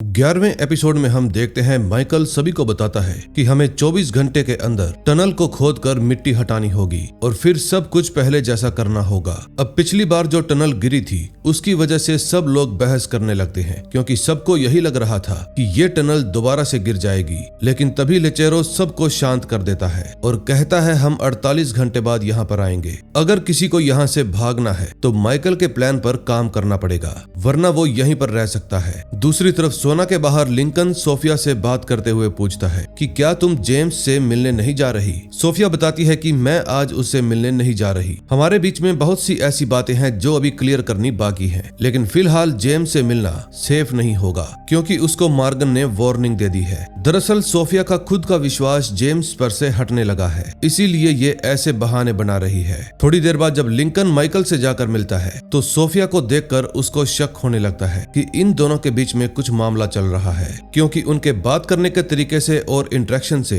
किसी को भी शक हो सकता है कि ये लोग एक दूसरे को पसंद करने लगे हैं। फिर माइकल उसको बताता है कि हम लोग प्लान के हिसाब से पीछे चल रहे हैं और जेल और गार्ड की समस्या की वजह से हमें प्लान में थोड़ी चेंजिंग करनी पड़ी। अब हमें ना चाहते हुए भी टीबैग, एलेक्स, बेलिक और सोना के राजा लेचेरो को जेम्स के साथ साथ बाहर निकालना पड़ेगा। ये बात सुनकर लिंकन गुस्सा हो जाता है, क्योंकि वो जानता था कि टीबैग, बेलिक और एलेक्स एक गद्दार हैं और उन पर भरोसा करना यानी मौत को दावत देना है। लेकिन माइकल उसको अच्छे से बताता है कि उसके पास और कोई प्लान या रास्ता नहीं है। अगर वो लोग मेरे साथ नहीं होते तो मैं तो कल ही पकड़ा जाता। फिर लिंकन कहता है कि बाहर की परेशानी को हल करने का सारा इंतजाम मैं कर लूंगा, इसलिए तुम बस अपने काम पर ध्यान दो ताकि तुम लोग जल्दी से इस जेल से बाहर आ जाओ। दूसरी तरफ जेल के अंदर जब सभी लोग टनल में काम कर रहे थे तो टीबैग जेम्स को भड़काने लगता है कि बाहर जाने के बाद माइकल पर बिल्कुल भी भरोसा मत करना, क्योंकि वो बिल्कुल भी भरोसे के लायक नहीं है। दरअसल टीबैग कभी भी अपनी आदत से नहीं सुधर सकता, इसीलिए वो आग लगाने का काम कर रहा है। तभी थोड़ी देर बाद जब वो लोग काम कर रहे थे तो ऊपर से पानी गिरने लगता है और टीबैग बेलिक पर भड़क जाता है, क्योंकि उसको लग रहा था कि उसकी ही वजह से पानी लीक हुआ है। लेकिन फिर उन लोगों को ऊपर देखते ही कुछ शक हो जाता है, इसलिए वो लोग ऊपर देखने के लिए जाते हैं। जब वो लोग विंडो पर जाकर देखते हैं तो पता चलता है कि बाहर बारिश हो रही है और टनल के ऊपर पानी भरने की वजह से ऊपर की मिट्टी नीचे धंसने लगी है और वहां पर होल बनने लगा है। अब ये देखकर माइकल तय करता है कि अब हमें आज रात ही भागना होगा, नहीं तो कल तक ये मिट्टी नीचे गिर जाएगी और पूरे प्रशासन को पता चल जाएगा कि हम लोग भागने वाले थे। फिर हमारा नया जनरल हमको मार डालेगा। फिर ये बातें सुनने के बाद सभी लोग तय करते हैं कि अंदर का काम वो सभी लोग एक साथ मिलकर बिना लड़े खत्म कर लेंगे और माइकल बाहर का काम संभालेगा, यानी गार्ड और जनरेटर वाला मामला। तभी जाते समय लुइस फिर से माइकल के पीछे पड़ जाता है और अपने साथ ले जाने का अनुरोध करता है, लेकिन माइकल उसको फिर से मना कर देता है। फिर माइकल बाहर सब कुछ अच्छे से चेक करके एक बार फिर से बिजली उड़ाने का प्लान बनाता है और फिर वो लिंकन को फोन करके बताता है कि हम लोग आज रात ही भागने वाले हैं। फिर वो सुक्रे को भी जनरेटर का मॉडल देखने के लिए भेजने को कहता है। दूसरी तरफ मॉर्गन सुक्रे से मिलती है और सुक्रे को वो बॉम्ब देती है जो उसने मॉर्गन को मारने के लिए उसकी गाड़ी में लगाया था। फिर वो सुक्रे को थोड़ा प्यार से धमकाती है और उससे लिंकन के प्लान के बारे में पूछती है, लेकिन सुक्रे जब उसको कुछ भी नहीं बताता तो वो गुस्सा हो जाती है। तभी उसके पास लिंकन का फोन आता है और वो मॉर्गन को बताता है कि माइकल और जेम्स अपनी टोली को लेकर आज रात ही भागने वाले हैं। फिर जब वो ये बात सुक्रे से पूछती है तो सुक्रे को इस बारे में कुछ भी पता नहीं था, इसलिए वो समझ जाती है कि सुक्रे किसी भी काम का नहीं है। इसको लिंकन और माइकल के एक भी प्लान के बारे में नहीं पता। अब उसको इस बात का भी दुख होने लगता है कि वो बिना बात के ही इसके ऊपर अपने पैसे बर्बाद कर रही है। फिर सुक्रे लिंकन को फोन करके बताता है कि वो बॉम्ब मॉर्गन को मिल गया है और इस समय वो बहुत गुस्से में है। ये बात सुनने के बाद लिंकन भी डर जाता है, लेकिन फिर वो सुक्रे को सोना जेल के अंदर जाकर माइकल की हेल्प करने के लिए कहता है। दूसरी तरफ जेल के अंदर जब वो लोग काम कर रहे थे तो इतने में वहाँ पर एक बड़ा सा भारी ट्रक आ जाता है, जिसको देखकर सभी की सांसें फूलने लगती है, क्योंकि अगर वो ट्रक उनकी टनल के ऊपर आ गया तो उनका सारा प्लान चौपट हो जाएगा। तभी देखते ही देखते वो ट्रक मिट्टी में फंस जाता है, लेकिन अच्छी बात ये थी कि वो सुरंग के ऊपर नहीं था, इसलिए वहाँ पर किसी का भी ध्यान नहीं जाता। अब क्योंकि वो ट्रक फंस गया था, इसलिए उन सभी गार्ड्स को ट्रक का सारा सामान वहीं पर नीचे उतारना पड़ता है और ट्रक वहीं से चला जाता है। अब अगर वो ट्रक थोड़ा और आगे आ जाता तो इन सब का खेल खत्म हो जाता। दूसरी तरफ मॉर्गन सोफिया को पकड़वा लेती है और लिंकन को कॉल करके उसको एक खास लोकेशन पर बुलाती है। इतने में सुक्रे भी सोना के अंदर पहुंच जाता है, लेकिन तभी रफेल उसको रोक लेता है और कहता है कि आज उसे अपनी पेमेंट मिलने वाली है। फिर सुक्रे माइकल को फोन करता है और बताता है कि मैं अंदर आ गया हूँ और जितनी जल्दी हो सके अपना काम खत्म कर लूंगा। फिर फोन पे ही माइकल उसको बैकअप जनरेटर तक पहुंचने का रास्ता बताता है ताकि वो माइकल को जनरेटर का मॉडल बता सके। फिर सुक्रे वहां पर पहुंचकर कस्टमर केयर का नंबर नोट कर लेता है और माइकल जल्दी से कस्टमर केयर पर फोन करके बैकअप जनरेटर के बारे में जानकारी लेने लगता है। उसको पता चलता है कि लगभग 30 सेकंड बाद ही बैकअप जनरेटर दोबारा से चालू हो जाएगा। तभी माइकल के पास लिंकन का फोन आता है और वो जेम्स से बात करवाने को कहता है। फिर मॉर्गन फोन पर सोफिया को टॉर्चर करते हुए जेम्स से वो खास जगह के कोऑर्डिनेट्स मांगती है और धमकाते हुए कहती है कि अगर आज शाम तक मुझे वो कोऑर्डिनेट्स नहीं मिले तो मैं सोफिया को मार डालूंगी, जैसे मैंने सारा को मारा था। अब कॉल काटने के बाद जेम्स टूट जाता है और बच्चों की तरह चिल्लाने लगता है। फिर वो अपनी बर्ड बुक में उन कोऑर्डिनेट्स को ढूंढने लगता है। फिर माइकल उसको समझाता है कि अगर तुमने सारी जानकारी मॉर्गन को दे दी तो मॉर्गन और कंपनी को तुमसे कोई भी लेना देना नहीं होगा। फिर मॉर्गन तुम्हारी प्रेमिका को मार डालेगी। इस समय चुपके से टी बैग उनकी बातें सुन रहा था और अब उस बर्ड बुक के बारे में उसको भी पता चल गया था। दूसरी तरफ मॉर्गन सोफिया को समझाती है कि अगर जेम्स तुम्हें सच में प्यार करता है तो वो मुझे कोऑर्डिनेट्स जरूर देगा, और अगर वो तुम्हारे साथ प्यार का दिखावा कर रहा है तो वो शाम तक कोऑर्डिनेट्स नहीं देगा। फिर लिंकन उससे पूछता है कि जेम्स में ऐसा क्या खास है, क्यों सब उसके ही पीछे पड़े हैं। फिर मॉर्गन कहती है कि अगर मैंने ये राज तुम्हें बता दिया तो उसके बाद तुम्हें मरना पड़ेगा, क्योंकि ये एक ऐसी जानकारी है जो किसी को भी पता नहीं चलनी चाहिए। फिर थोड़ी देर बाद मॉर्गन सोफिया को साथ लेकर माइकल और जेम्स से मिलने के लिए जाती है। जेम्स ना चाहते हुए भी मॉर्गन को कोऑर्डिनेट्स का आधा हिस्सा दे देता है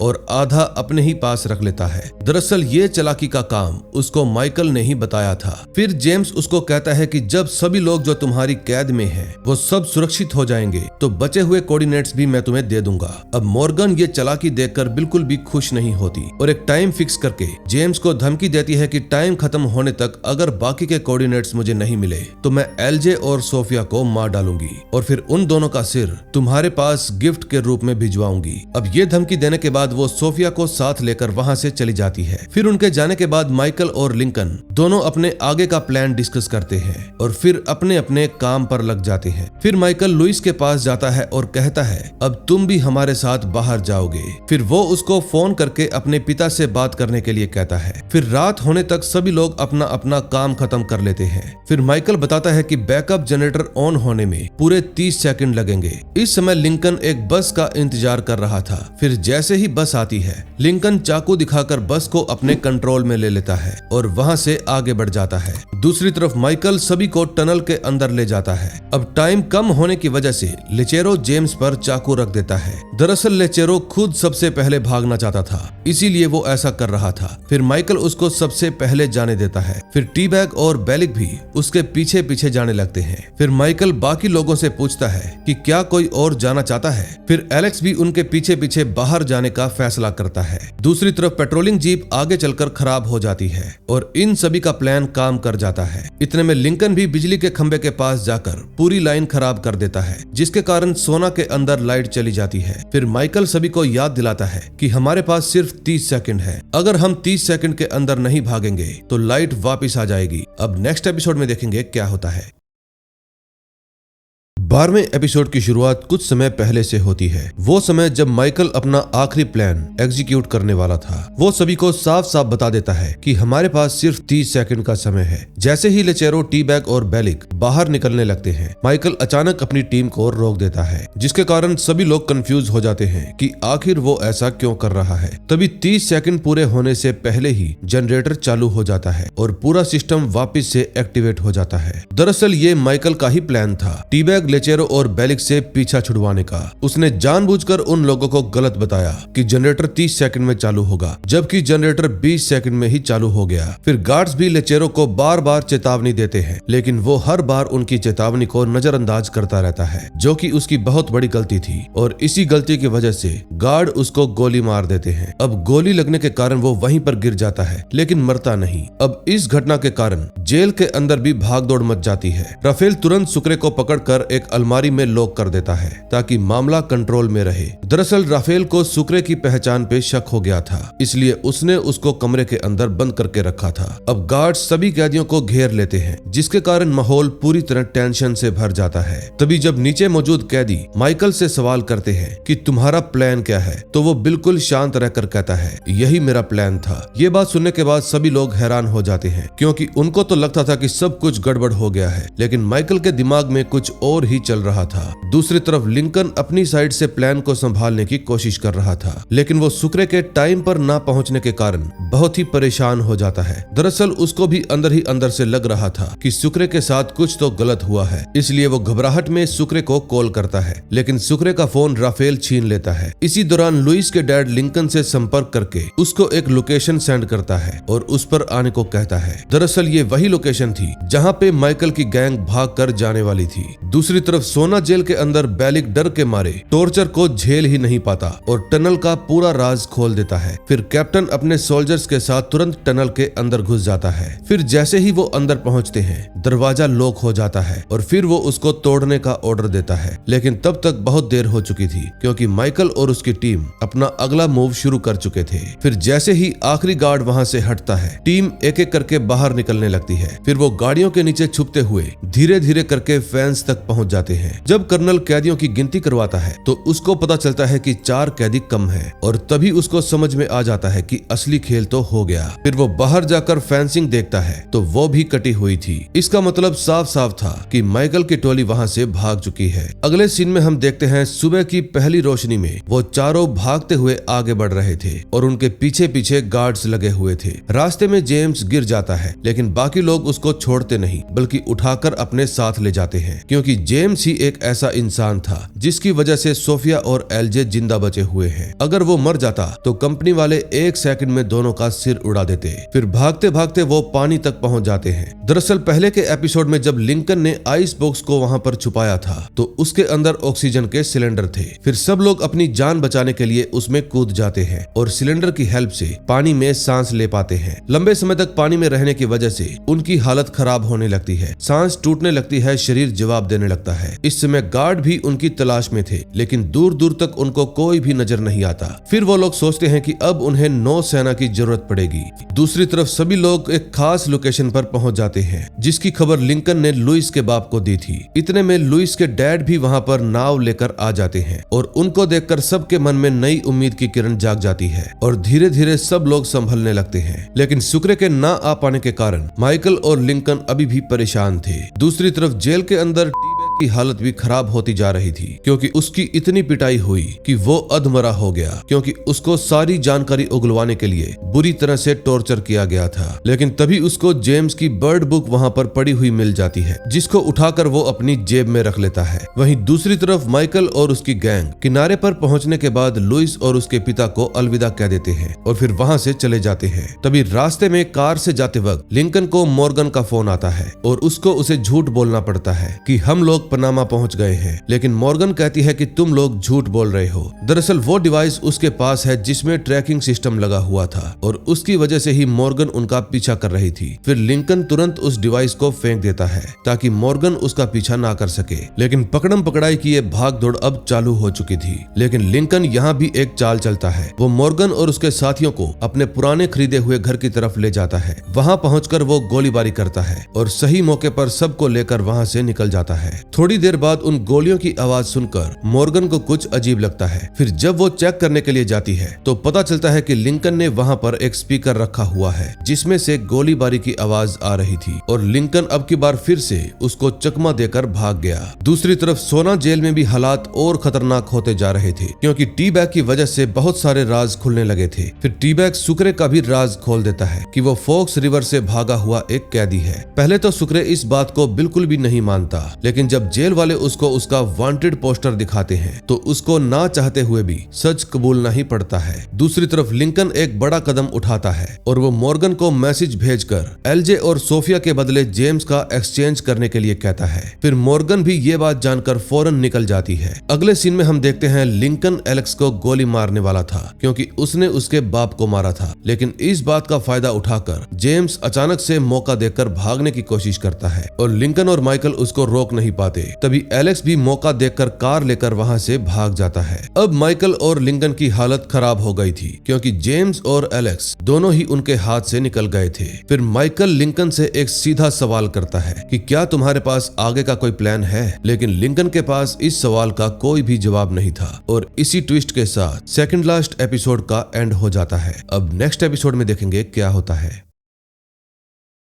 लास्ट एपिसोड में हम देखते हैं माइकल और लिंकन जेम्स की कार का पीछा कर रहे थे, लेकिन जैसे ही जेम्स शहर में पहुंचता है तो वो अपनी कार वहीं पर छोड़ देता है और भागने लगता है। तभी माइकल और लिंकन भी अपना टाइम वेस्ट किए बिना अपनी कार वहीं पर छोड़ देते हैं और उसके पीछे दौड़ने लगते हैं, लेकिन फिलहाल के लिए जेम्स उनसे आगे निकल जाता है। फिर थोड़ी दूर भागने के बाद जेम्स एक औरत से हेल्प मांगता है और वहीं से मॉर्गन के पास फोन करने की कोशिश करता है, लेकिन इतने में लिंकन वहां पर पहुंच जाता है और बिना वक्त गवाए उसको पकड़कर अच्छे से पीट देता है। फोन पर मॉर्गन पूछ रही थी कि तुम लोग कहाँ हो। फिर लिंकन गुस्से में जवाब देता है कि तुम्हें क्या लगता है हम कहाँ पर होंगे। फिर मॉर्गन उसको कहती है कि मैं जेम्स के बदले सोफिया और एलजे को एक्सचेंज करने के लिए तैयार हूँ, लेकिन अब की बार लिंकन उसको साफ साफ मना कर देता है और कहता है कि मैं बाद में बात करूंगा। दरअसल लिंकन अभी माहौल को थोड़ा शांत करना चाहता था और अपना एक सही प्लान बनाकर एलजे और सोफिया को वापस लेना चाहता था, इसीलिए उसने मॉर्गन को मना कर दिया।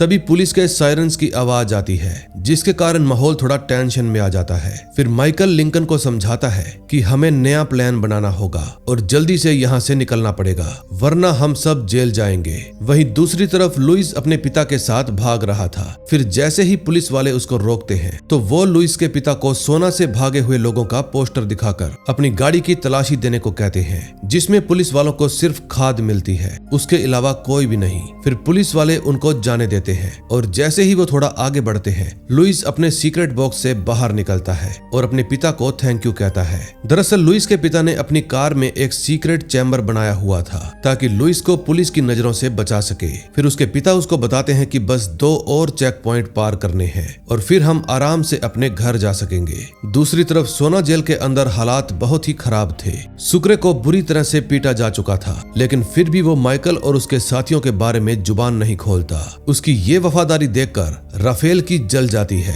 और वो उसको बाहर ले जाकर उसकी ही कब्र उसके हाथों से खुदवाने लगता है। फिर जब कब्र उसके साइज की हो जाती है तो वो उसको उस कब्र के अंदर लेटने को कहता है और आखिरी बार उससे पूछता है कि माइकल और उसके साथी कहाँ गए। लेकिन जब वो नहीं बोलता तो वो उसको उसी गड्ढे के अंदर जिंदा दफनाने की कोशिश करता है, लेकिन सुक्रे फिर भी नहीं डरता और भगवान को याद करने लगता है। दूसरी तरफ टी बैग जब जेल के अंदर पहुंचता है तो देखता है कि लेचेरो की पावर और उसका रुतबा अब खत्म हो चुका है। लोग उसके सामान को लूट रहे हैं और उसको मार भी रहे हैं। अब कुछ लोग तो उसका खेल खत्म करने के लिए उसको ढूंढ रहे थे, लेकिन टी बैग फिर भी लेचेरो की ही हेल्प करता है और उसको बाहर निकालता है। फिर ऊपर आकर लेचेरो देखता है कि अब उसका ठिकाना लुट चुका है और कुछ लोग उसके सामान के लिए आपस में लूट मार कर रहे हैं, इसलिए वो गुस्से में अपनी छुपी हुई बंदूक निकालकर उन लोगों पर तान देता है। जब वो लोग लेचेरो के हाथ में गन देखते हैं तो सब डर कर भाग जाते हैं। फिर लेचेरो उस गन को बेलिक और टी बैग पर भी तान देता है,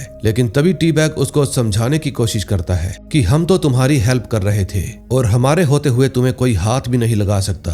पहले तो लेचेरो को भरोसा नहीं होता, लेकिन टी बैग धीरे धीरे उसको मैनिपुलेट कर लेता है और उसको यकीन दिलाने में कामयाब हो जाता है कि नया कर्नल पैसे लेकर कैदियों को छोड़ रहा है। अब उसकी बातें सुनकर लेचेरो को एक नई उम्मीद दिखती है, लेकिन प्रॉब्लम ये थी कि उसके पास पैसे नहीं थे। फिर टी-बैग कहता है कि पैसे मैरी ला सकती है। दरअसल मैरी वही वेश्या थी जो लेचेरो से मिलने आती थी। फिर टी-बैग मैरी को कॉल करके $50,000 मांगता है और वेरिफिकेशन करने के लिए उसकी बात लेचेरो से भी करवाता है। फिर लेचेरो से बात करने के बाद मैरी पैसे लाने के लिए तैयार हो जाती है, लेकिन तभी लेचेरो को पता चलता है कि उसकी गन अब गायब हो चुकी है। अब उसको समझ में आ जाता है कि टी-बैग का असली प्लान क्या है। दरअसल टी-बैग का प्लान ये था कि वो मैरी से लेचेरो का नाम लेकर पैसे मंगवाएगा और खुद लेचेरो को मारकर उसका सारा पैसा लूट लेगा। अब लेचेरो को समझ में आ जाता है कि वो मरने वाला है, इसलिए वो टी-बैग से रिक्वेस्ट करता है कि तुम मुझे आसान मौत देना। फिर टी-बैग भी उसकी बात मान लेता है और लेचेरो को तकिए से दम घोटकर मार डालता है। अब आखिरकार सोना का बेताज बादशाह लेचेरो ये दुनिया छोड़कर जा चुका था। दूसरी तरफ माइकल मॉर्गन को कॉल करके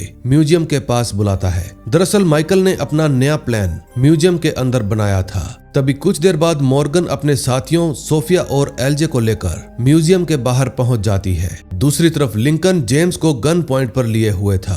तभी माइकल इशारा करता है और सब लोग अंदर चले जाते हैं। अब ये सब एक्सचेंज के लिए नहीं था, बल्कि चेक करने के लिए था कि सब कुछ सेफ है या नहीं। जब ये बात मॉर्गन सुनती है तो कहती है कि एक बार एक्सचेंज हो जाए फिर तुम्हें पता चलेगा कि हम लोग कौन हैं। फिर माइकल मॉर्गन को कहता है कि जब मैं 5 मिनट बाद कॉल करूं तो तुम वहां पर आ जाना। फिर 5 मिनट के बाद मॉर्गन के पास माइकल का फोन आता है और वो उसको म्यूजियम के अंदर आने को कहता है। फिर जब वो म्यूजियम के अंदर पहुंचते हैं तो सिक्योरिटी के कारण मॉर्गन को अपने हथियार बाहर ही छोड़ने पड़ते हैं। फिर मॉर्गन माइकल को वार्निंग देती है कि अगर इस बार तुमने कुछ भी गड़बड़ की तो सोफिया और एलजे को मैं ऑन द स्पॉट मार डालूंगी। फिर वो सभी फर्स्ट फ्लोर पर मिलते हैं जहां पर एक्सचेंज होना था। अब एलजे लिंकन की तरफ जाता है और जेम्स मॉर्गन की तरफ। फिर लिंकन एलजे से मिलकर फौरन उसके गले लग जाता है। तभी सोफिया जेम्स से कोऑर्डिनेट्स के बारे में पूछती है और यहीं पर असली सच्चाई सामने आती है। मॉर्गन सोफिया को बता देती है कि कोई कोऑर्डिनेट्स नहीं है, वो सारी कहानी झूठी थी। मुझे तो जेम्स किसी और काम के लिए चाहिए था। ये बात सुनकर सोफिया टूट जाती है और जेम्स से दूर हो जाती है। फिर जब सब लोग बाहर जाने लगते हैं तभी अचानक से सिचुएशन बिगड़ जाती है, क्योंकि गार्ड को जेम्स के पास से एक सस्पिशियस चीज मिलती है। दरअसल अशांति पैदा करने के लिए ये सामान माइकल ने ही जेम्स की जेब में रखा था, क्योंकि उसको पता था कि बाहर निकलते ही कंपनी के लोग उनको मार डालेंगे। फिर मॉर्गन जेम्स के मुद्दे को संभालने की कोशिश करती है, लेकिन तभी गड़बड़ी के कारण वहां पर गोली चल जाती है और वो गोली सीधा सोफिया के पेट में जाकर लगती है, जिसके कारण सोफिया की ऑन द स्पॉट डेथ हो जाती है। अब गोली चलने के कारण वहां पर भगदड़ मच जाती है। लिंकन रुकना नहीं चाहता था क्योंकि वो सोफिया की जान बचाना चाहता था, लेकिन एलजे उसको भागने को कहता है। दूसरी तरफ मॉर्गन भी जेम्स को लेकर निकल जाती है। फिर जेम्स गाड़ी रोककर उसको सोफिया को लाने के लिए कहता है और कहता है कि वो मरी नहीं, लेकिन ये बात सुनकर मॉर्गन गुस्से में आ जाती है और साफ साफ इनकार कर देती है। दूसरी तरफ मैरी जब जेल के अंदर पैसे लेकर आती है तो टी-बैग को गुड बाय बोलकर और पैसे के बैग में से एक पैसे का बंडल निकालकर वहां से चली जाती है। फिर टी-बैग उन पैसों को सब कैदियों में बांट देता है और कहता है कि अब यहाँ पर कोई किसी का गुलाम नहीं है। अब सब लोग उसका ये बर्ताव देखकर उसकी इज्जत करने लगते हैं, जिसका साफ साफ मतलब ये था कि अब जेल का नया किंग टी-बैग बन गया। दूसरी तरफ सुक्रे जब कुछ भी नहीं बताता तो ना चाहते हुए भी राफेल को सुक्रे को वापस जेल में डालना ही पड़ता है, लेकिन अब अंदर का पूरा सिस्टम बदल चुका था। तभी हम देखते हैं कि लुइस भी अब अपने घर पहुंच गया था, जहां उसकी पूरी फैमिली उसका इंतजार कर रही थी और उसके आने के बाद सब लोग पार्टी भी करते हैं। दूसरी तरफ एलेक्स भी एक बार के अंदर बैठा हुआ था। तभी थोड़ी देर बाद एलेक्स के पास जेम्स और मॉर्गन दोनों आ जाते हैं। फिर जेम्स उसको भी अपने साथ काम करने का ऑफर देता है। एलेक्स जेम्स को समझाता है कि मॉर्गन के साथ काम करना बेवकूफी होगी, क्योंकि उसने सारा को मार दिया, इसलिए आज नहीं तो कल माइकल इसको जान से मारकर ही मानेगा। लेकिन फिर भी बार बार जेम्स के समझाने पर एलेक्स उसके साथ काम करने के लिए मान जाता है। अगले सीन में हम माइकल को देखते हैं, जिसको एलजे की हेल्प से एक नया क्लू मिलता है और वो था जेम्स का सूटकेस। दरअसल सोफिया को हॉस्पिटल में एडमिट करा दिया गया था और उसने हॉस्पिटल में एलजे को जेम्स के सूटकेस के बारे में भी बता दिया। फिर वो और लिंकन वहां से सूटकेस लेने के लिए निकल जाते हैं, लेकिन जब वहां पर पहुंचकर माइकल जेम्स के सूटकेस को खोलने की कोशिश करता है तो वो खुलता ही नहीं, क्योंकि उसको खोलने के लिए चाबी की जरूरत थी। इसलिए माइकल गन की हेल्प से उस सूटकेस को खोल लेता है। जिसके अंदर उनको कुछ इंपॉर्टेंट डॉक्यूमेंट्स मिलते हैं। ये सभी डॉक्यूमेंट्स कंपनी से संबंधित थे और इनमें बहुत ही गोपनीय जानकारी थी। अब माइकल फैसला करता है कि वो मॉर्गन का पीछा करेगा, चाहे कुछ भी हो जाए वो उसको मार कर ही दम लेगा ताकि उससे अपनी सारा का बदला ले सके। लिंकन उसको रोकने की कोशिश करता है लेकिन माइकल उसकी एक भी नहीं सुनता। अब लिंकन भी समझ जाता है कि अब हम लोगों का अलग होने का समय आ गया है, इसलिए वो माइकल से गले मिलकर उसको फाइनल गुड बाय बोल देता है। तभी लास्ट सीन में हम देखते हैं सोना जेल में टी बैग का नया राज शुरू हो चुका है। दूसरी तरफ लुइस अपने घर के ग्राउंड में खूब मजे कर रहा था और माइकल एक नई राह पर निकल चुका है, जो थी सारा की मौत का बदला। अब क्या वो सारा की मौत का बदला ले पाएगा या फिर खुद ही कंपनी के हाथों शिकार बन जाएगा? इन सभी सवालों के जवाब आपको 4th सीजन में मिलेंगे। लेकिन अगर आप चाहते हैं कि मैं इसका 4th सीजन लेकर आऊं तो आपको ये वीडियो दबा के शेयर करनी होगी। तो दोस्तों ये थी प्रिजन ब्रेक 3 की डिटेल में एक्सप्लेनेशन। अब 4th सीजन देखने के लिए वीडियो को ज्यादा से ज्यादा लाइक और शेयर करें। मैं मिलूंगा आपसे ऐसी ही और धमाकेदार सीरीज के साथ। Till then bye bye.